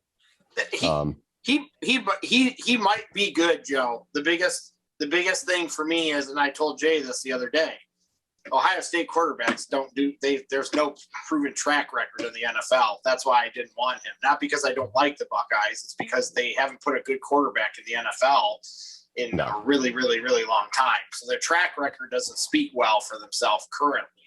Somebody's got to change that. So, well, we need him to change that first off. So we definitely need that to happen. Listen, it is what it is. We drafted 2 linemen after that. One of the kids is, I think his first name is Tevin Jenkins is his last name. I got to trying to use the restroom. Played for Oklahoma State. There's a highlight reel of him against Texas, and this is like you can Google it because a lot of people go to this. He takes the defensive lineman and pretty much, I think it's a run play, pushes the dude into his own bench, like out of bounds. Like he pretty much pancakes the shit out of this guy. It just pushes, manhandles this dude out of straight to the bench. It's kind of crazy. Nice. The dude can pass block and run block, so he's good. We tapped with 2 linemen the 2 rounds after that. The one thing I have to say about the Bears is they usually, even previous, but they didn't have a pick in round 3 and 4. No, we traded our 3rd round pick to move up in the 2nd round to take this offensive lineman, because this offensive lineman was highly rated. I think he was a top 5. And he was a 85% projectile to be a 1st round pick. Nice. So they moved up to get him. But we usually always find people. We do really well drafting in rounds 4 through 6. We always find good players. We took a running back, a wide receiver, a cornerback, and a defensive tackle for the rest of the draft. Yeah, I believe 2 out of those late round draft picks will actually contribute to the team next year in some manner. And listen, we have an extra game next year, so these late round draft picks are probably going to mean a little bit more than they normally would. Yeah, I'm seeing it's only one game, but still, that one game sometimes means a lot for a lot of players. Yeah, I'm seeing who the Bears took in round 6. They took Khalil Herbert out of Virginia Tech. Yeah, he's one of those short, speedy running backs. Listen, he only had 154 carries, but he rushed for like over 1,100 yards and 10 touchdowns. That's crazy. He's one of those guys who I was reading up on him. He has like breakaway speed. Like he breaks through the line. He goes from like gear 5 to gear 8. I guess the Jets feel like trading away a quarterback and getting a new one in the 1st round. Zach Wilson they took from BYU is going to be their savior, I guess. They need a lot more help than a quarterback. It's the Jets, so he won't be. No. But just as everybody predicted, every sports analyst, every expert predicted, Trevor Lawrence went first. Sunshine to the Jaguars. That was probably out of all the drafts. This is probably the most obvious number 1 pick at it. Like there's always like people like if you like I pay attention when it comes to the drafts and stuff like that and the mock drafts and all that stuff. And there's always a point there's always disagreements on who's going to be number one. This is the first time that I've seen in a very, very long time where everybody was like Trevor Lawrence, like he's going number one, and he did, just like everybody said he would. I think he was probably the most obvious number one pick since probably like Andrew Luck. Yeah, I was gonna say Andrew Luck. Yeah, that was the last time because he was pretty much obvious to be picked number one. Yeah, and it's just so many teams need help in the quarterback area. Yeah.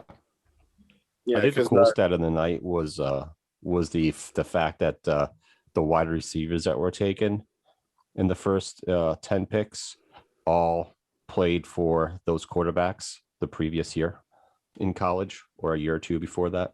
Mm-hmm. So the guy who got drafted by the Bengals played with Burrow. Played with Burrow. Your guy that Devontae Smith played with Jalen Hurts. When he was at Oklahoma before, at Alabama before he went to Oklahoma.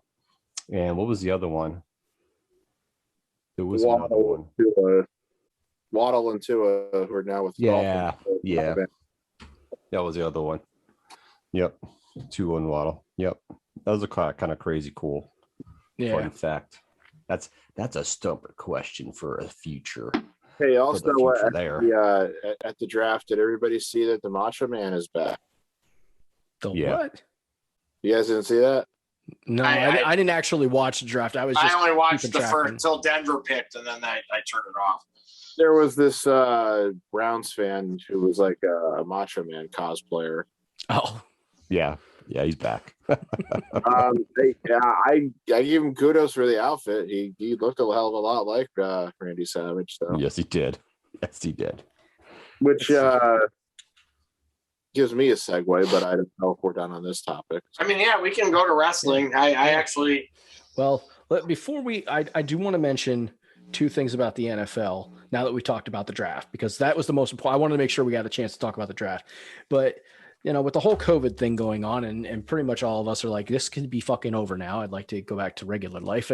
There was some things that were released and these two things just happened to catch my eye because they were about COVID.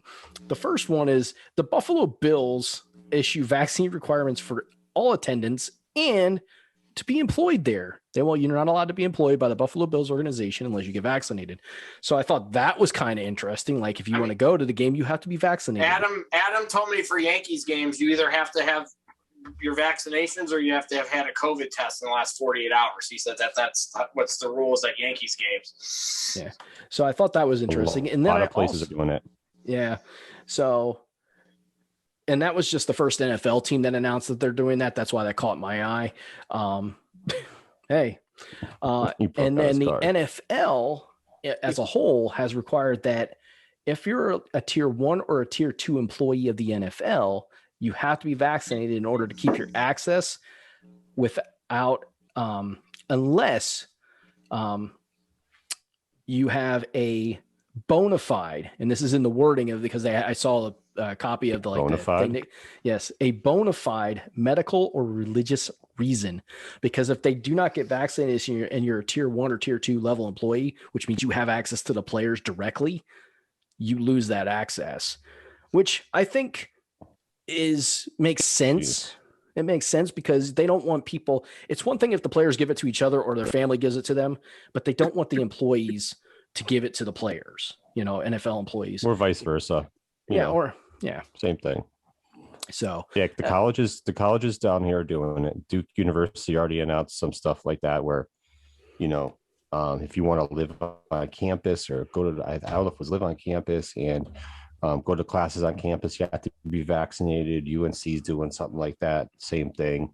Some of the colleges down here are starting to do the same stuff. And I think they're talking about, they're going to be voting about the sports too, about the players being vaccinated possibly for next college basketball, football season and all that stuff. So we'll see what happens with that too. Yeah, it'll be interesting. I mean, on a similar note, because AJ mentioned the Yankees. Baseball's got a thing right now where it's like the team in the dugout. They all have to be like wearing masks and stuff unless the team has achieved like 85% vaccination among like the players, the coaches, like the staff, and everything.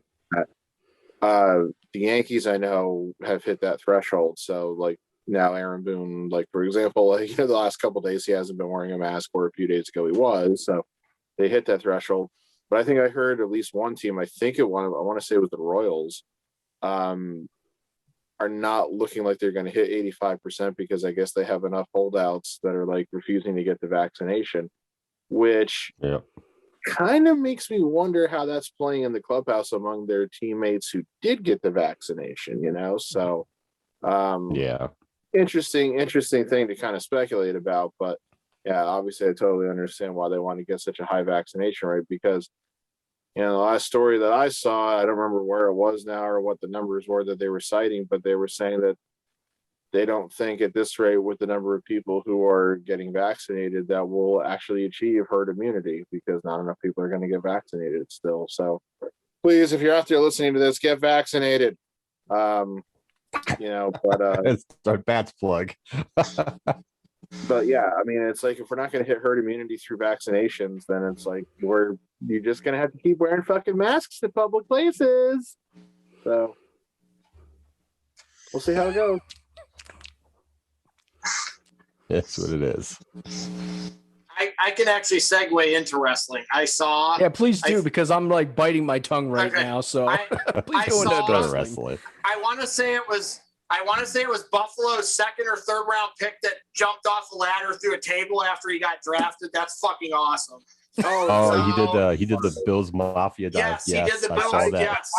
I heard them talking about like, he did something on Instagram or whatever, but they didn't say what. They just said it was the most Buffalo thing ever. And I was like, so that's our segue into wrestling. The crazy Bills fans. The guy was like, I'm going to do this.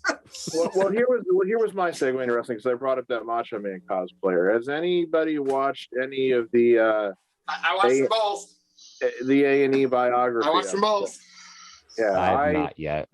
I watched both of them too. I was actually surprised by the Austin one because I thought it would be just basically a retelling of his peak years, and it definitely wasn't. So I thought there was a lot of interesting stuff there.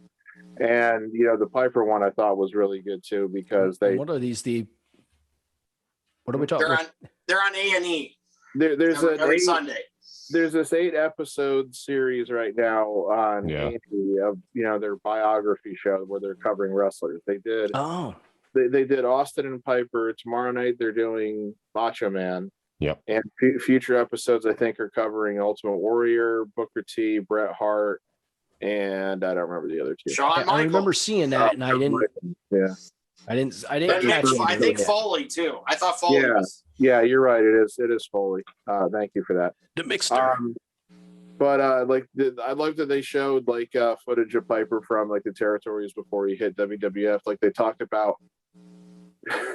I'd heard this story before, but they talked about how he had so much heat, like where he went, like when he was first working in big time wrestling in Los Angeles in the late 70s. He came out and he said he was going to play because he was feuding with I think it was probably Hector and Chavo Guerrero Sr. He was feuding with them, and he came out and he said he was going to play the Mexican national anthem on his bagpipes, and he starts playing La Cucaracha. And they said that the place went freaking nuts. People were trying to kill him, which is like both goes to show you how much of a heat magnet he was. And just also how different wrestling was back then too, because you don't get crowds where they want to kill the heels anymore. He said he wore a jacket with Kevlar in it because he got somebody tried to stab him 3 different times. Well, he did get stabbed once. They talked about when he got stabbed and everything. And like they said, he was holding his chest and he uncovered it, and with each heartbeat, blood spurting out of the freaking hole and shit. So it was interesting to hear Hogan and Mr. T talk about how Piper didn't want to take the fall at WrestleMania and that he fucked up by not wanting to be the one to eat the pin or lose that match. Well, I understood that because that was his thing. It was he always usually got DQ'd, and everything. It's I know, but Hogan said he had that conversation with him years later, and Piper said, "Fuck." Right. I messed up. I don't know whether or not to believe that because Hogan is a known embellisher. Let's put it that way. Embellisher. But I mean, when Hogan talked about getting the voicemail from Piper, I mean that was definitely eerie. And for anybody out there who saw the episode or didn't see the episode, Hogan said that he got a voicemail from Roddy Piper after Roddy Piper had passed away. And they played part of it where he said that, hey, I'm thinking about you and walking with Jesus. And so it's like, is it possible to get a voicemail late? Joe and I can both tell you, yes, it is. Yes, it is. Especially on a cell phone network. It's so common an issue that when we both worked at a national cell phone carrier.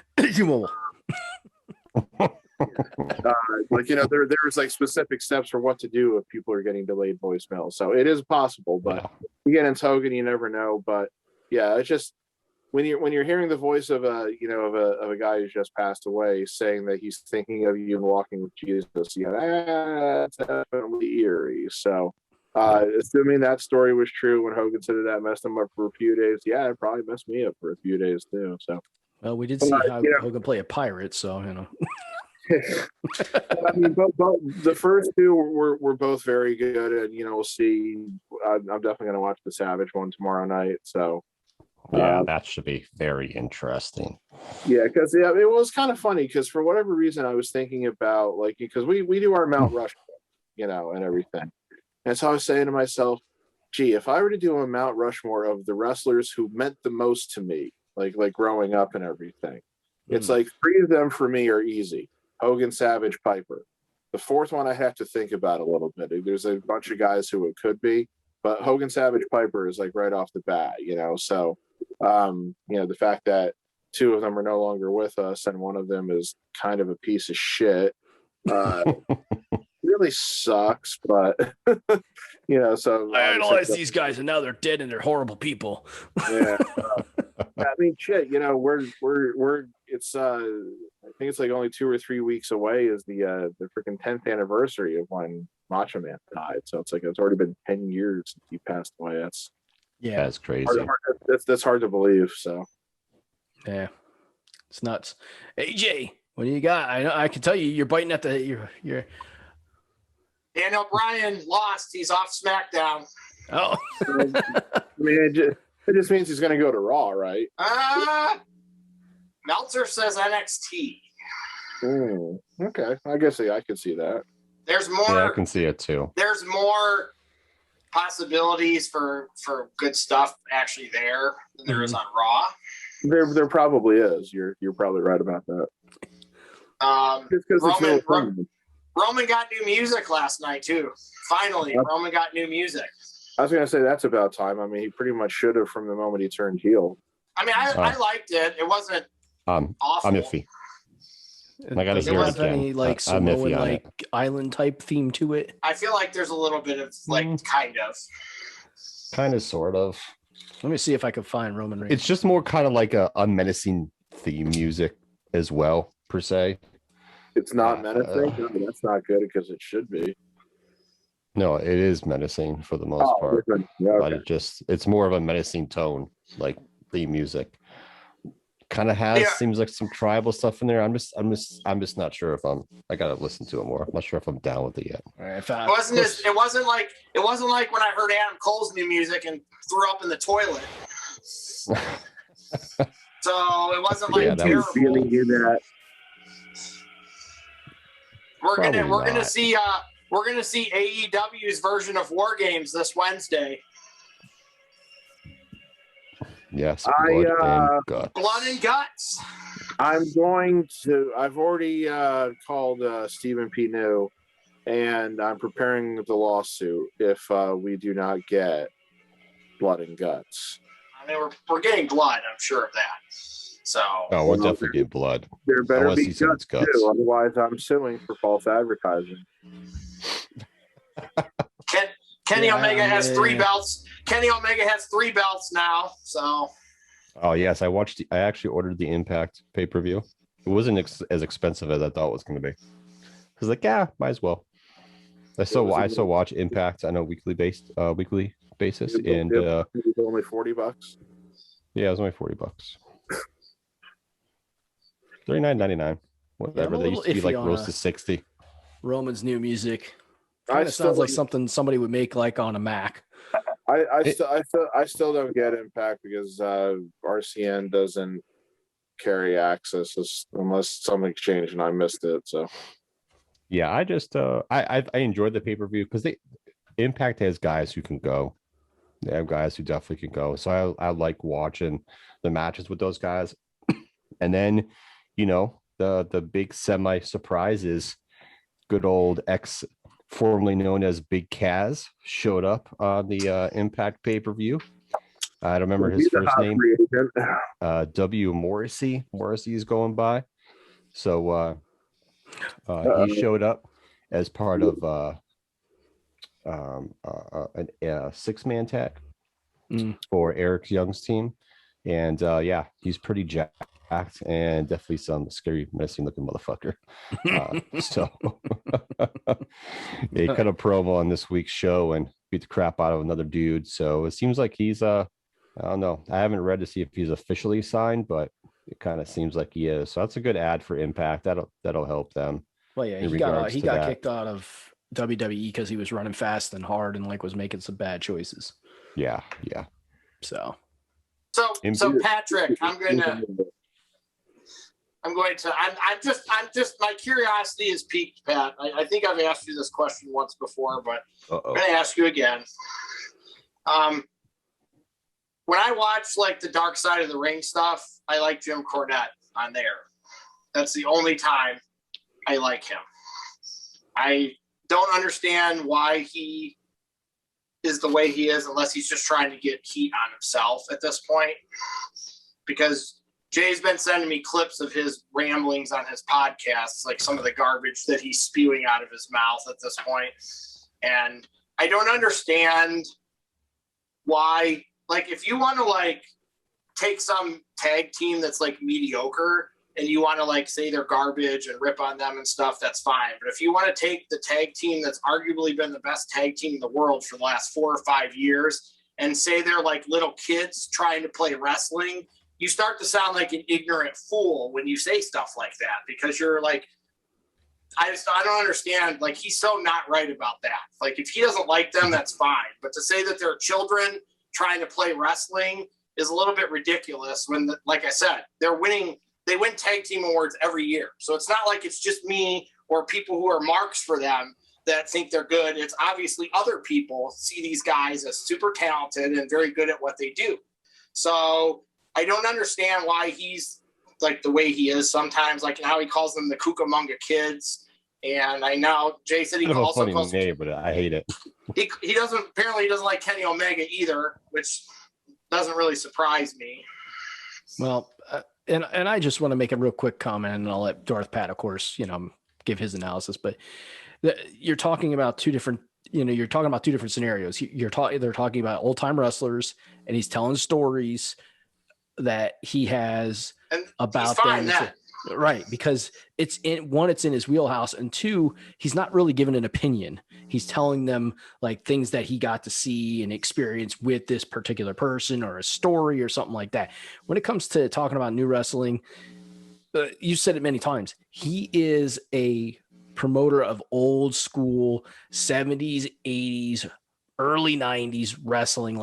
If it's not like that kind of wrestling, if it's too much high flying, not enough what he believes is storytelling in his eyes, then it's not good wrestling or good business, which is kind of silly because wrestling is making money all over the place. And it's not just, the independent scene's of course taking a hit, but AEW is making money, WWE is making money, regardless of what his personal opinion is of the actual product. So I think he might even just be a little bitter because nobody wants him to be around and being able to write storylines and put his input into. And the game's outgrown him. He was good at booking and stuff in his career. So I'm not saying I don't. I used to like him. I used to like him a lot. And I just he annoyed. I'm like, why is he saying this stuff? Because he's, like I said, he's like making himself sound somewhat ignorant at times by saying stuff about like people who are, like I said, generally recognized as being one of the best. Even if you don't think they're the best tag team in the world, they're top 3 for sure. Like, no ifs, ands. If you say somebody's better than them, fine, but they're like top 3 no matter what. I know Joe likes Lucha Brothers a little bit better than them, so you put the Lucha Brothers ahead of them, that's fine. But they're still like top 2 or 3, and it's not like I said, it just happened. It's been them for several years. Like the last 5-6 years, they've been in that discussion every year. Pat does the 4 life. I like it. What? Pat did the. Oh, it's fucking smart ass. Look, I'm not gonna defend Cornette's, opinions because they're his opinions. Just to kind of address what Jeremy said there about, AEW and WWE's making money, as a wise man once said, well, it's no trick to make a lot of money if all you want is to make a lot of money. Regarding I think you heard that from me, AJ, didn't you? Regarding what AJ was saying, why does he hate Omega and the Bucks? Omega he hates because wrestling the Invisible Man, wrestling women, having a fetish for these Japanese female wrestlers that all kind of look like they came straight out of Sailor Moon. Those are the reasons he doesn't like Omega. He also, I guess, doesn't like all the hand shit that Omega does. Which is funny because whenever I've watched an Omega match, it's like I never see that as much, or it just. I don't notice that either. So. Or there was one match I noticed he was doing it. One of his matches that I watched sometime in the last year or so, where I noticed he was doing it, but it didn't really bother me. I was just I think that's a little just like tic-tac bullshit. Nitpicking. Sorry. That to me is kind of like, well, you're looking for a reason to bitch about, Look, I've still never really watched enough of the Young Bucks to really have a firm, solid opinion of them one way or the other. I think they can do a lot of interesting stuff. There's some matches of theirs I've seen which are definitely spot fests. I've said they've done that before too. With no psychology that then border on the ridiculous. I've never really heard them talk, so I don't think that they're good promos. I know Cornette and his co-host have both said that they think that their promos are shit. One is and one isn't.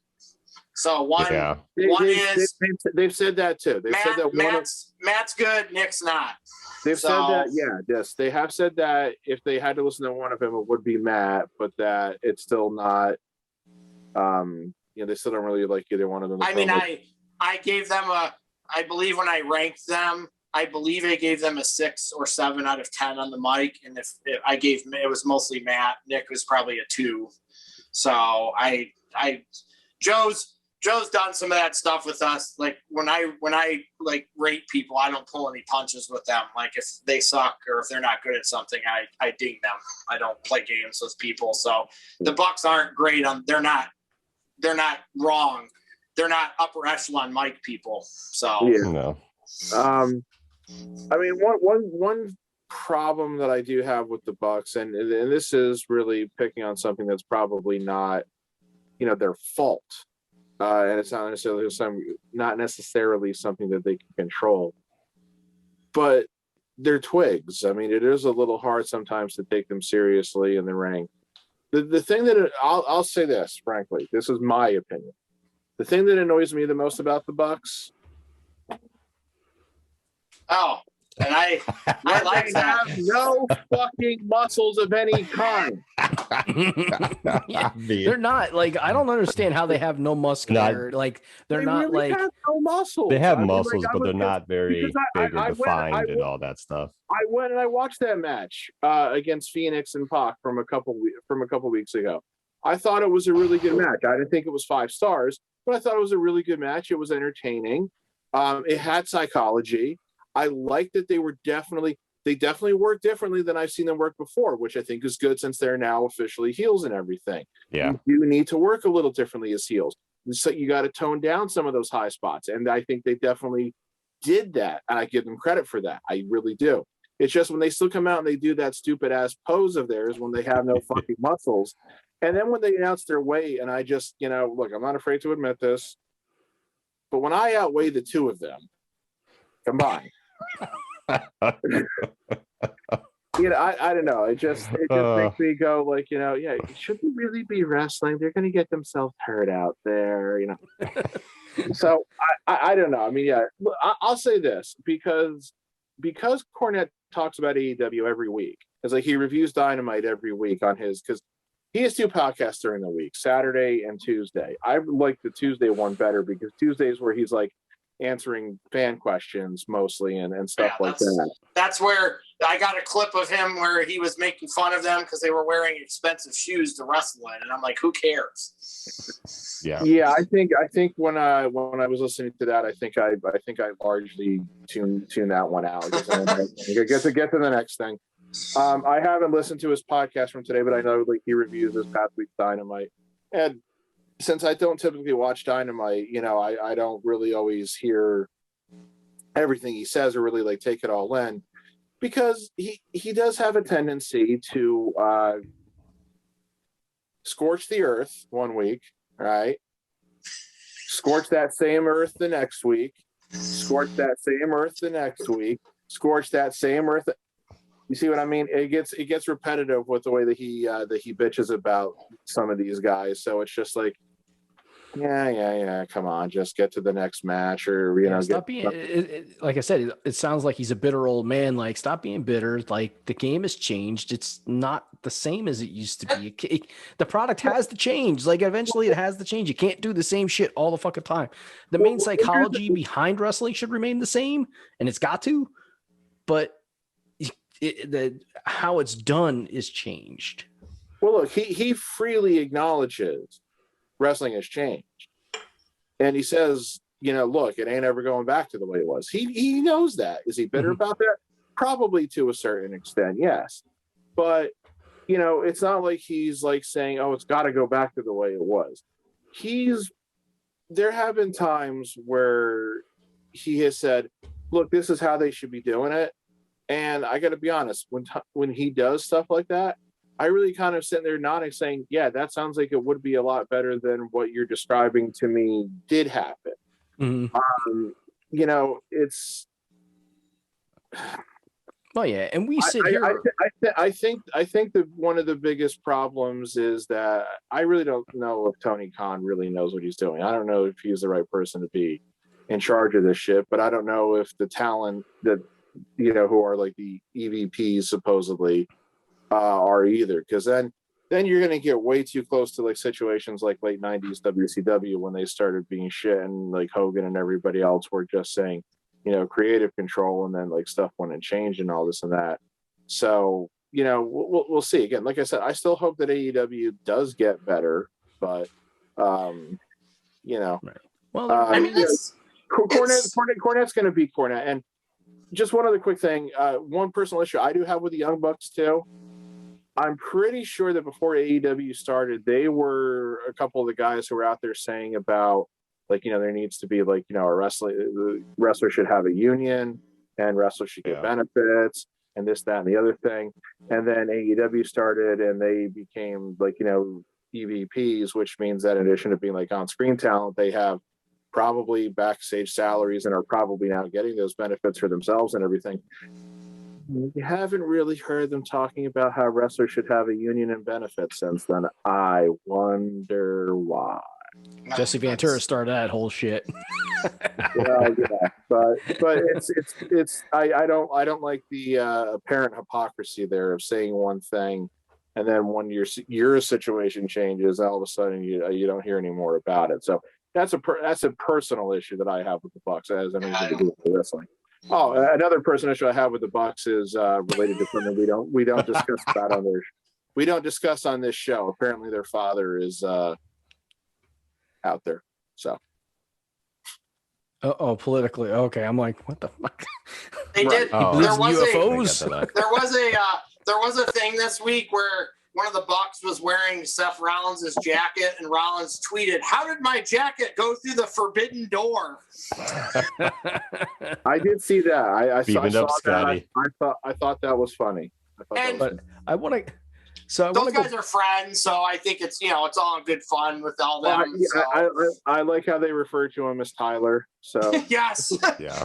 I want to go back to one thing that you said, Pat, about Cornette chiming in and saying, you could write it this way, you could do it this way, and you agreeing with that. We have had those discussions between us four probably numerous times, whether it's on the podcast or not, about what the fuck are they doing in wrestling right now? Like, why is the story?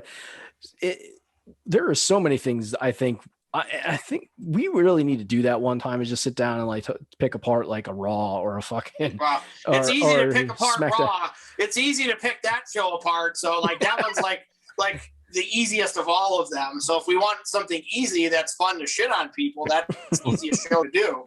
Jesus. So just to see what kind of storylines we like, can hey, throw writers, people in and be like, hey, this will make a little bit more sense. Like, why don't they do this?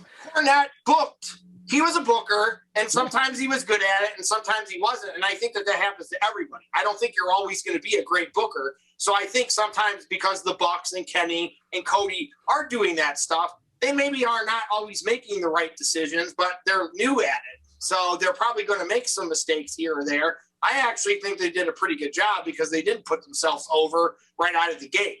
They said, we're going to put other people over. We're going to wait a year or a year and a half. They had to put the belt on Kenny at this point. Like, he's hot right now. Like, you had to put the belt on him. If you don't put the belt on Kenny, you're fucking up the whole company at that point. Like, when you're really, really good at what you do, eventually you have to win the belts. Like, whether you have power to do it or not, when you're the best wrestler in the world and the best tag team in the world, arguably, at some point you have to have belts. Maybe you don't need to have them for 5 years, but they needed to put the belts on themselves for a while to see what happens, because you can't just keep saying, okay, we're never going to win the belts, even though we probably should. Like, somewhere in there, when you're the best, you need to win the belts. So I think that they were smart by not putting themselves over right out of the gate, and they waited a while, and it's good right now. They're still WCW to me, because every week we have to have fucking run-ins in the last match and 15 people beating each other up at the end of every week. Like, they can't not do that. Now. They can't not do that. It's like 1 out of every 2 episodes, the last match, there's either going to be interference in the match or there's going to be shit happening after the match is over. That's because they got too many factions. Everybody's in a faction right now. They do. They do. A faction funhouse.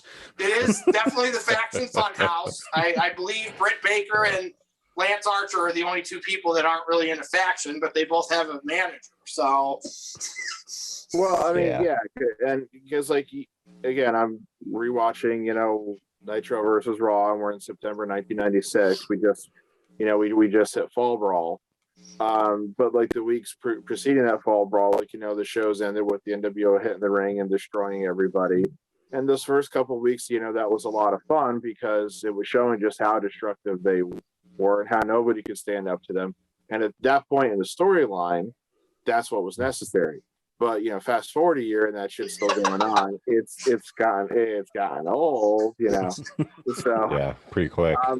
Nobody can stop us ever. Now, you said about like the Bucks not putting the titles on themselves and getting other people over and everything, and I agree. Because they were, when AEW started, they were definitely one of the talents that at least some people would know. Were established. They were somewhat a household name. Yeah, I mean, it's not like the same, like say, like when Nitro lasted and or started, and people knew who Hulk Hogan and Randy Savage and Ric Flair and Sting were, and all that. It's not like that, but at least a lot of people know who they were and everything. But this is one of my criticisms of AEW as well. You mentioned putting people over. Who has gotten over in AEW that wasn't somewhat known already when they started? Darby. Okay. Orange Cassidy. I'd still say they're mid-card at best, though. Okay, but to be over, you don't have to be in the main event picture. You got to get up to, well, okay, that's what I'm saying, I guess, maybe then. Like, who's gotten to, like, a really, really big level? I mean, Darby's got the TNT title. He's defended it, like, 10 weeks in a row. Like, he fought in a match with Sting. Like, he's definitely over. Like, I would say he's over. Okay. If Orange Cassidy is over, whether they're not using him correctly now that he's over, that maybe is their own fault, but Orange Cassidy's over. His merch is selling. So, that's something I was going to say. I mean, I think Orange Cassidy's ridiculous. I do. I agree with Cornette on that. What I've seen of Orange Cassidy, I think he sells great, but I think his gimmick is fucking stupid. It needs to change at some point. It did seem like that putting him in that thing with Jericho was getting over, but now it just seems like he's in afterthought kind of storyline at the moment. I mean, that could be the booking of him. He got over, and he is selling merchandise. So, right. But they're not. I'm saying is, like, I guess they needed to try to take it somewhere else where he'd still be in a more visible role. MJF is, to me, is over. So, like, he's a guy that. And that's I mean, that's the one guy who I really think that they should be paying a lot of time and attention to, but I don't know if doing a faction war is necessarily the right way of doing it. But I mean, at the same time, the way they did it, I mean, they kind of have to. But he's also young enough that you don't necessarily have to put the world title on him now. Like, I'm not saying he necessarily needs the title, because you could even make a pretty compelling argument that he is Roddy Piper-esque in that he doesn't need a title. He deserves it, though. Yeah. How many times do you see guys throughout wrestling history, though, who were were able to get over without a title? I mean, Roddy Piper was one guy like that. Jake Roberts was a guy like that. Yeah. Sting didn't have a title a lot. This is a bad example because he was always at the center of the storylines, but Dusty Rhodes didn't have the title a whole hell of a lot, but he was pretty much always the main focus, especially when he was doing the booking, baby. Yeah. I'm going to be in this storyline too. Listen, baby. Ricky Morton just pinned Ric Flair right in the middle of that ring on that episode of World Championship Wrestling. And then when Ricky's going to be interviewed by Tony Schiavone, I'm going to come out and basically just steal all of Ricky's interview time, even though Ricky just won the match, baby. That legitimately just happened because on Schiavone's podcast with Conrad Thompson, they're going through like every episode of Crockett Television from '86, and that seriously happened.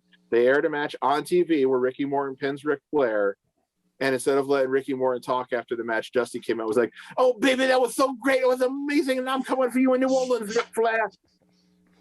Come on. Yeah, I just want to throw my. Yeah, I love when you do Dusty, Pat. I really do. Yeah, we all do. I'm gonna throw my 2 cents in here about putting others over. Yeah, So I'll put you over. Oh, I know you will. Run over your lap, baby. Get the paddle out. Wow, that digressed very quickly, as usual. See what happens with yes, what happens with me and Jerry. So here's my 2 cents as far as them putting others over. I think if you look at the company in a whole, and you look at all the wrestlers as a whole, and you look at the wrestlers that they have on the current roster and where they've been in the past 5 years, some of them have been on Impact, some of them have been AAA, several of them were on Lucha Underground, that promotion as well. So you're not getting a lot of exposure on either one of them. I mean, AAA Mexico, that's different, but Mexican TV compared to TV is totally different. And when you're on Impact, unfortunately, and you're on Ring of Honor, some of them from there, unfortunately, MLW, Lucha Underground, CZW, you're not getting a lot of mainstream television time. So I think their contribution to that is letting these guys be on national television and helping them do matches on national television with commercial breaks and all that jazz. Giving them TV time is, for me right now, is putting them over, because they're getting national exposure to people that probably only see them on YouTube videos. I mean, I subscribed and watched New Japan for 4.5 years. I don't have my subscription anymore. I canceled it last year, but I would watch shit in Japanese, and I would watch, some of the replays on, I forget what channel it is. Whatever the case may be. Joe. It's a good point. But that, for me, that's kind of I feel that's their way of putting people over. There's good people on there. Some of the gimmicks, if some of the wrestlers want to take that next step of evolving themselves, they got to tweak some of their gimmicks a little bit, because what they do is not going to last for a long time. Mm-hmm. And some of them wrestle in New Japan, and they have a big following in New Japan, so that's helping those specific wrestlers. But you got to get the attention of the American wrestlers. And I actually kind of liked the whole segment with Cody when he was the TNT champion. He was doing the open challenges, and they were like letting guys from like ROH or some, the indie circuit that were pretty popular and I've seen wrestle before, giving them a chance to be on TV, because that's opportunity they're not going to get anywhere else. Mm-hmm. So it gives them a little bit more exposure for them, first off, to try to get employed by, independent league, or even like with the however small MLW is, or NWA with Magnus over there and all that stuff. It just helps get them exposure. So that's for me, I think it's the biggest thing they've kind of done for a lot of wrestlers. Me and Joe have gotten to watch, because we watch it every week, we've watched Britt Baker turn into a star. She was nothing. Yeah. And we've watched her. She's still got to get a little bit better in the ring, but we watched her become a star in the last year and a half since we started watching it. She's the one that I've really enjoyed watching, her become a star, because She had a hiccup here, a hiccup there, and she, like I said, she needs to get a little bit better in the ring. She's probably a 7 or 8 out of 10 in the ring right now. She needs to get to that 9, but she's a 10 on the mic for sure. So, and we watched her just evolve. Yeah. That's good. No. So I want to put wrestling on hold. Okay, that's fine. That's kind of all the stuff I had down. And since we've all had a chance. My hole? What? My hole? My hole. Oh, don't make a comment like that, because I will go somewhere with it. The hole in my balls. Hey, just the show will go sideways. Because now Nia came up real quick. There was a segment on Raw where she, the one guy came and gave her flowers and kissed her hand, and she took the flowers and she goes to Mandy Moore, Mandy whatever. She's Mandy Rose. She's like, put these in some flowers for me, you bitch. And she smacked her with them. It was hilarious, because I feel like that wasn't supposed to happen. I felt like she just did it. I did read that in the recap, and I have to admit I was laughing at that, because that was a funny sounding moment. Yeah. Nia has her moments. She's I don't want her in the ring, but she has her moments on the mic, at least. So we've all had a chance, I'm going to say, to watch all the episodes of Falcon and the Winter Soldier, right? Yes. Yeah. Okay. I was a little worried about Darth Pat. I'm like, did he really watch it? So I want to get a kind of a thought from everybody. AJ, overall thought of, if you had to give it a grade, what would you give it? It was worse than WandaVision. Oh, okay. I'd give it a 6 out of 10, maybe. I didn't love it. So. Okay. Theo? 9.2 for me. 9.2 for you. I enjoyed it. Darth Pat? I'd give it a pretty solid B. I felt like there was a lot of good parts to it. But again, I don't think they stuck the landing, at the end so much. I think there was he gives that big speech to the politician guy at the end. Senators. It's like that needed to happen, but it also felt like a little too on the nose, A little forced. They forced that into the whole relevancy of it's like today. in like critical terms, like the term that you would kind of use to give to that whole thing would be, speechifying. Whereas like where there's like the one character who of course is like the all-knowing righteous hero is like lecturing everybody else on what to do, and it's like, yeah, those people probably actually didn't need to hear that in the context of the story and everything, but I just feel like some things are a little anticlimactic, and some things were left a little too open-ended. It's like, you do a series like this to set up something else, right? Right. You can't keep doing it just to set up something else. I mean, at some point, I think you gotta kind of have to have like, here's a fairly firm beginning and end. And I don't know if they're going to do another series of this, or if it's going to be something that's going to be, happen right now. Happen in a future movie and everything. But I mean, I know there's like a Captain America 4 coming now, supposedly, and Evans is supposedly coming back. So, we'll see. I'll be honest with you. I really thought the best part of the whole series was Zemo. Me too. Me too. I really hope he comes back, because he's a villain who's got complexity. Mm-hmm. He was also my favorite part. I did like when John Walker became U.S. agent. I did like that part too at the end. Yeah, I enjoyed that. I am interested to see what they do with him in the future too, because I do kind of like the way that he played the character. In case you don't know, the actor is Kurt Russell's son. But like, you played him as a guy who obviously has some demons from what he saw in the past, and he's trying to do the right thing, and he's not necessarily doing it in the right way. So I feel like there people eventually could be seeing similarities between his character and Cena's character from Suicide Squad. Mm-hmm. So it'd be interesting to see where they take things with him, or where he shows up again. I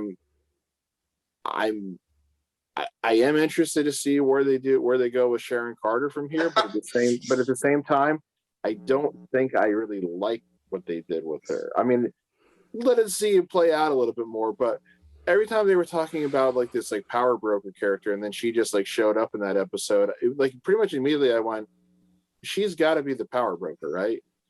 Yeah, kind of. Yeah, definitely seemed like it. Yeah, we'll see where it goes. And now, of course, it's like, and this is kind of a criticism, I guess, more so of Disney and everything. All right, so they gave us Mandalorian, and it's like, we watch it all, we digest it, and then WandaVision premiered not very long after that. We watched it all, we digest it, and then we moved right on to Falcon and the Winter Soldier, and Loki, and we watched it all, and we digest it, and here comes Loki in a few weeks. You can't allow a little more time between all these big event series being, premiering on the service and everything. It's, you do give us, 3 or 4 months between movies in the theatrical sense, hopefully once they start coming out again and everything. Mm-hmm. But yeah, I like Anthony Mackie, but I don't like him as Falcon. So that's my one of my gripes. I'm not a fan.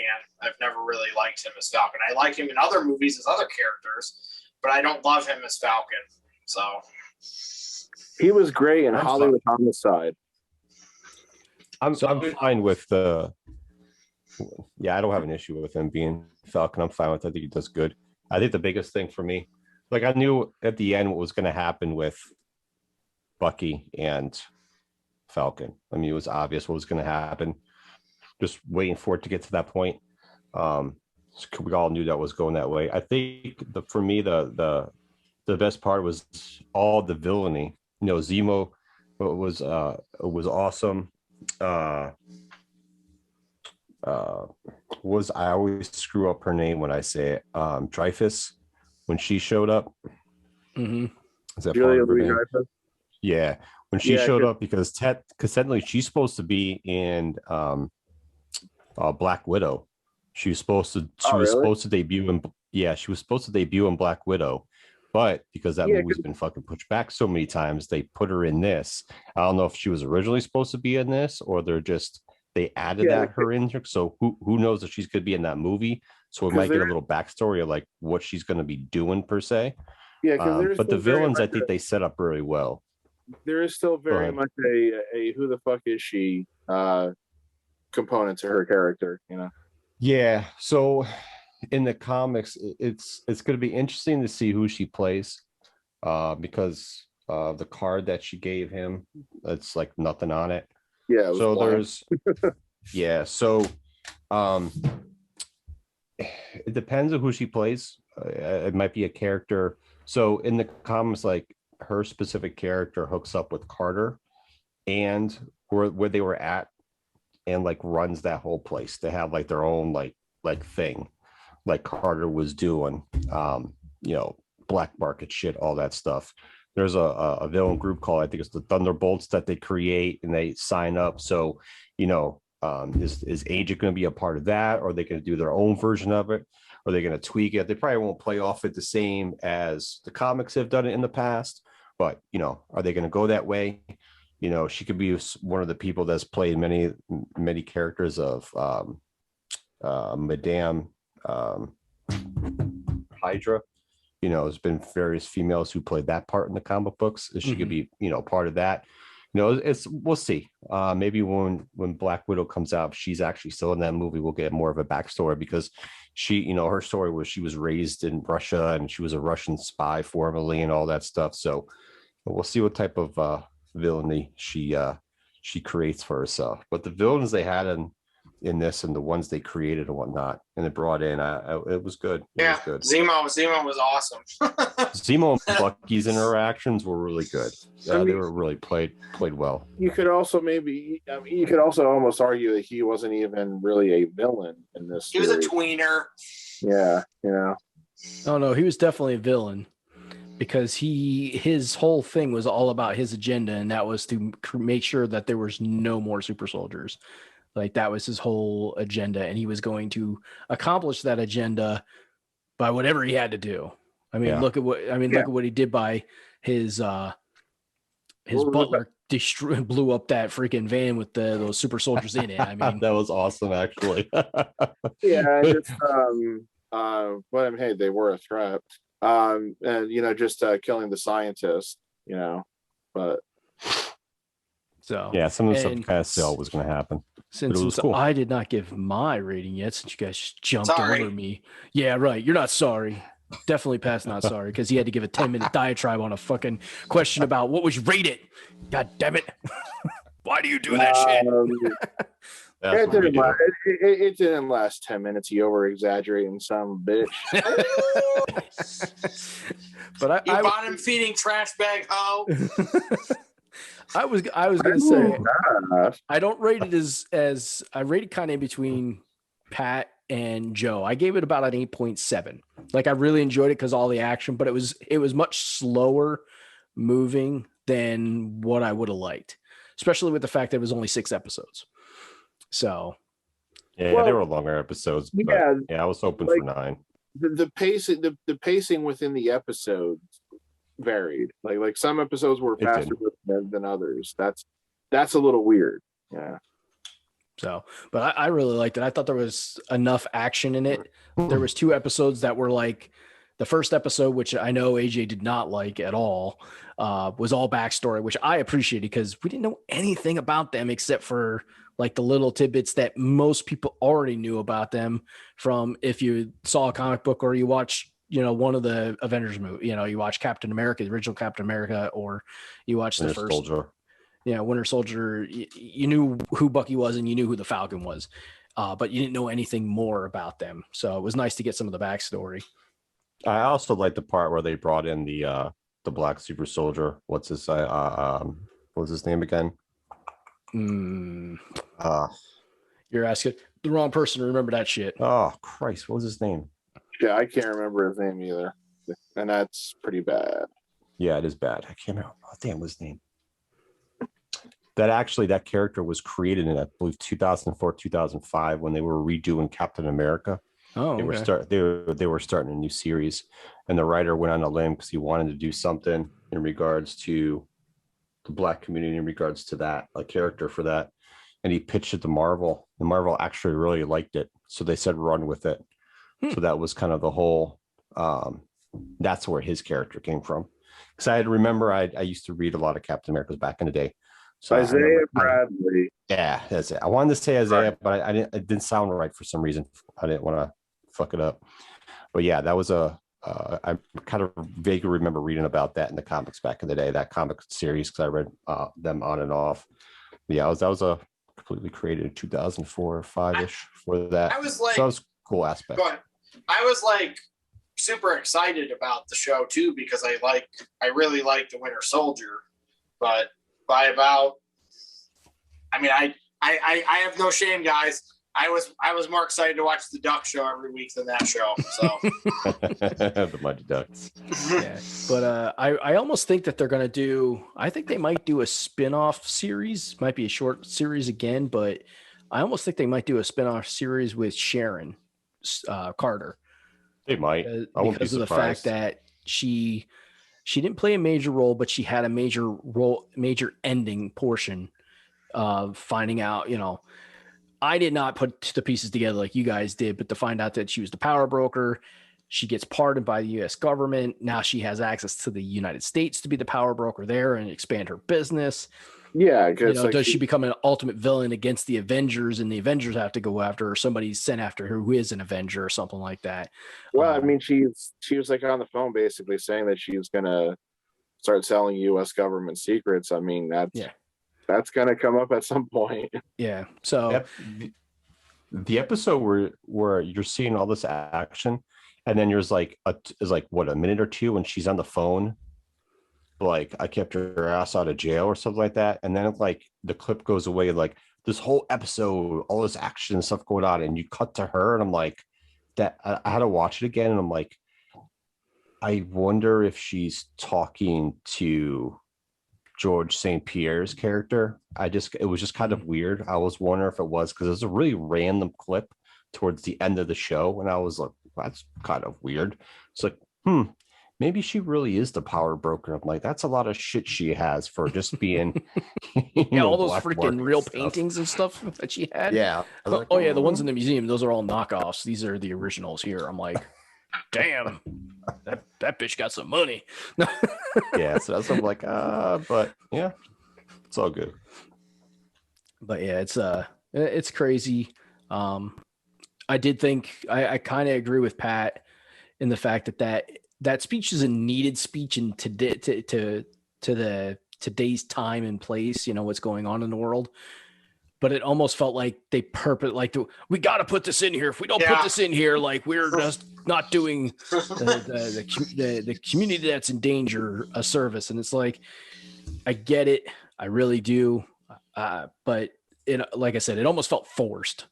So it was interesting to see that in there, but it makes sense because Disney is a very forward thinking, I don't want to say liberal or democratic or anything like that, but they're very socially conscious with their material that they put out, especially now. Not old Disney, where things can be construed or misconstrued as racist and stuff like that, but current Disney. There was plenty of old Disney stuff that was racist. I'm not disagreeing with that. I'm not disagreeing with that, but there are some things that I think are misconstrued to have it change. But yeah, there's definitely some things that are out there, but today's Disney is not that way at all by any means. So, but overall good series in my opinion. Yeah. It'll be interesting because pretty much I think all the super soldiers from that group died. I don't think there's any of them that are alive anymore that I can think of. Pretty sure the redheaded girl died. Didn't she die, or was she saved? No, she died. She died. Okay. Yeah. Oh yes, she got shot. That's right. That's Agent Carter shot her. That wouldn't have happened if she was still on Star Wars. Well, I'm just saying her character lived in Solo. So I know. Yes. But so can I go to my stumper now? Okay, stumper. yes, stumper, we'll end the night stumper. with your stumper. Yeah, that's right. nobody guessed what was in the cup. Jizz. It was apple juice, freshly squeezed. Duh. Oh, Really you squeezed it fresh. I mean, yourself? the jizz could have been freshly squeezed. Did you freshly squeeze that apple juice between your buns, buddy? No, I just wanted to make that joke because obviously there's no such thing as freshly squeezed apple juice. Why can't there be freshly squeezed apple juice? You can squeeze an apple and make juice. It would take a lot of apples to make some So anyway, juice. Joe, your thumper. Oh God. Okay. Name me the retired baseball player who was only one of two men to play in a World Series and NCAA Final Four. And he also holds the record for the most steals in postseason history. Baseball. He's played Wait, did you say Hall of Famer or just retired? retired. Okay. Well, there's only one person I can think of, and I just saw their picture today, and I know it's probably not this person, but I'm just going to say it because it's the only person that I can think of that is retired from baseball. And what was the other thing that you said about him? And like currently, he's in his early 50s right now. Okay, then it's not the And person. you said what else? What did you say, Joe? He played in the World Series or won the World Series? Played in the World Series and played in the NCAA Final Four. Okay. And holds the record for the most steals in postseason. In baseball or baseball postseason. Okay. Yeah, then and he's played for. I'll say who I was going to say, but he doesn't fit the like bill once you said he's in his 50s. Because the only person I can think of was Charlie Ward, but he played football but he played basketball too for Florida. Well, he actually played baseball too. Yeah. But jeez, I know that wasn't right because he didn't play baseball teams. and he didn't play baseball professionally. He played basketball professionally and sucked ass. So I know it's not that, but that's the only person I can think of. And Deion Sanders would be another one, but I don't think Deion's that old, and I don't know if he played I don't know if he played on a baseball World Series team, and I don't know if he played basketball. But I don't know if Deion played football, played basketball in college though either. That's oh my God, Pat, it's up to you. Pat's the only one that's going to get this. So baseball's not really my wheelhouse either. So I know we got to get out of baseball season. This shit's got to end soon. I had a guess. I looked it up, and I'm pretty sure I'm right. Kenny Lofton. Yes, you're correct. After I came up with my guess, I looked it up. Now, how are we supposed to know that? Like, we can read your mind and say, okay, he was thinking Kenny Lofton in his head, so he looked it up to make sure he was right. I'm a trustworthy guy. Okay. You have Darth in front of your name. How can we trust the man of the dark side? Did you ever hear somebody with the name Darth in front of their title ever tell a lie? Yes. When did somebody named Darth lie?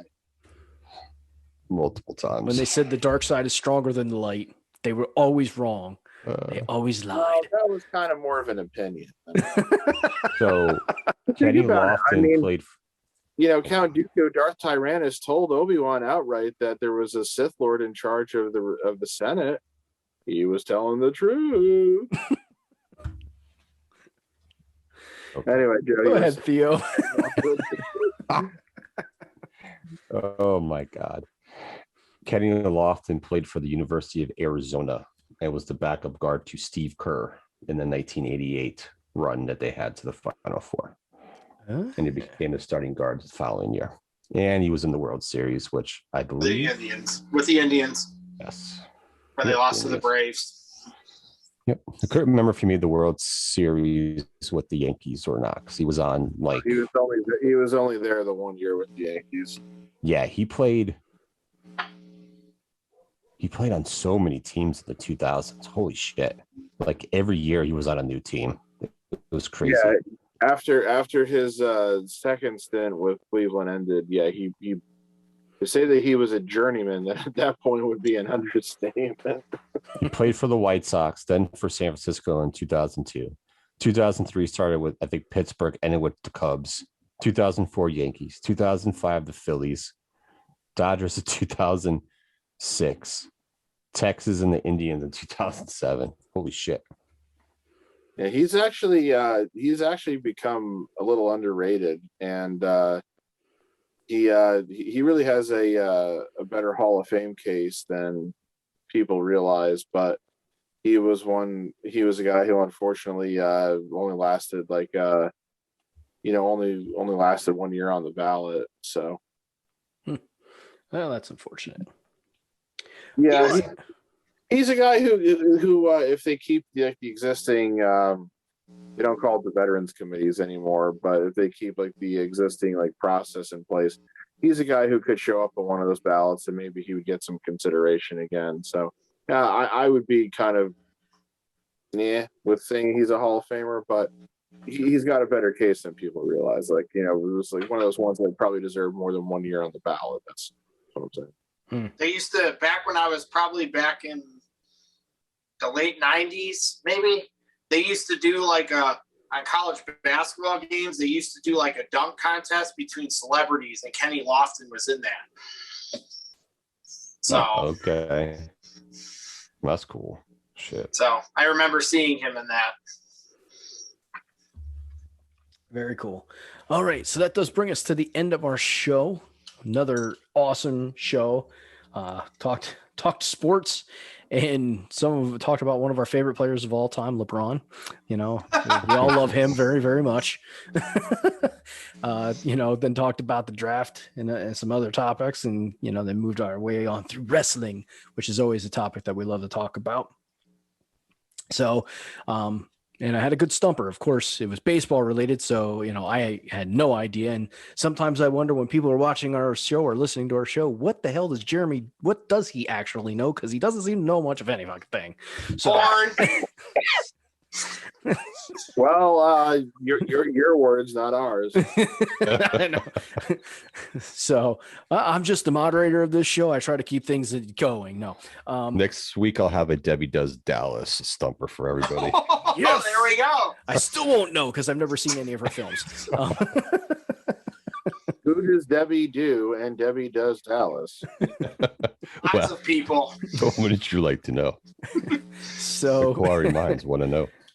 So with that, we're going to say good morning, good afternoon, good evening, and we'll catch you on the next episode.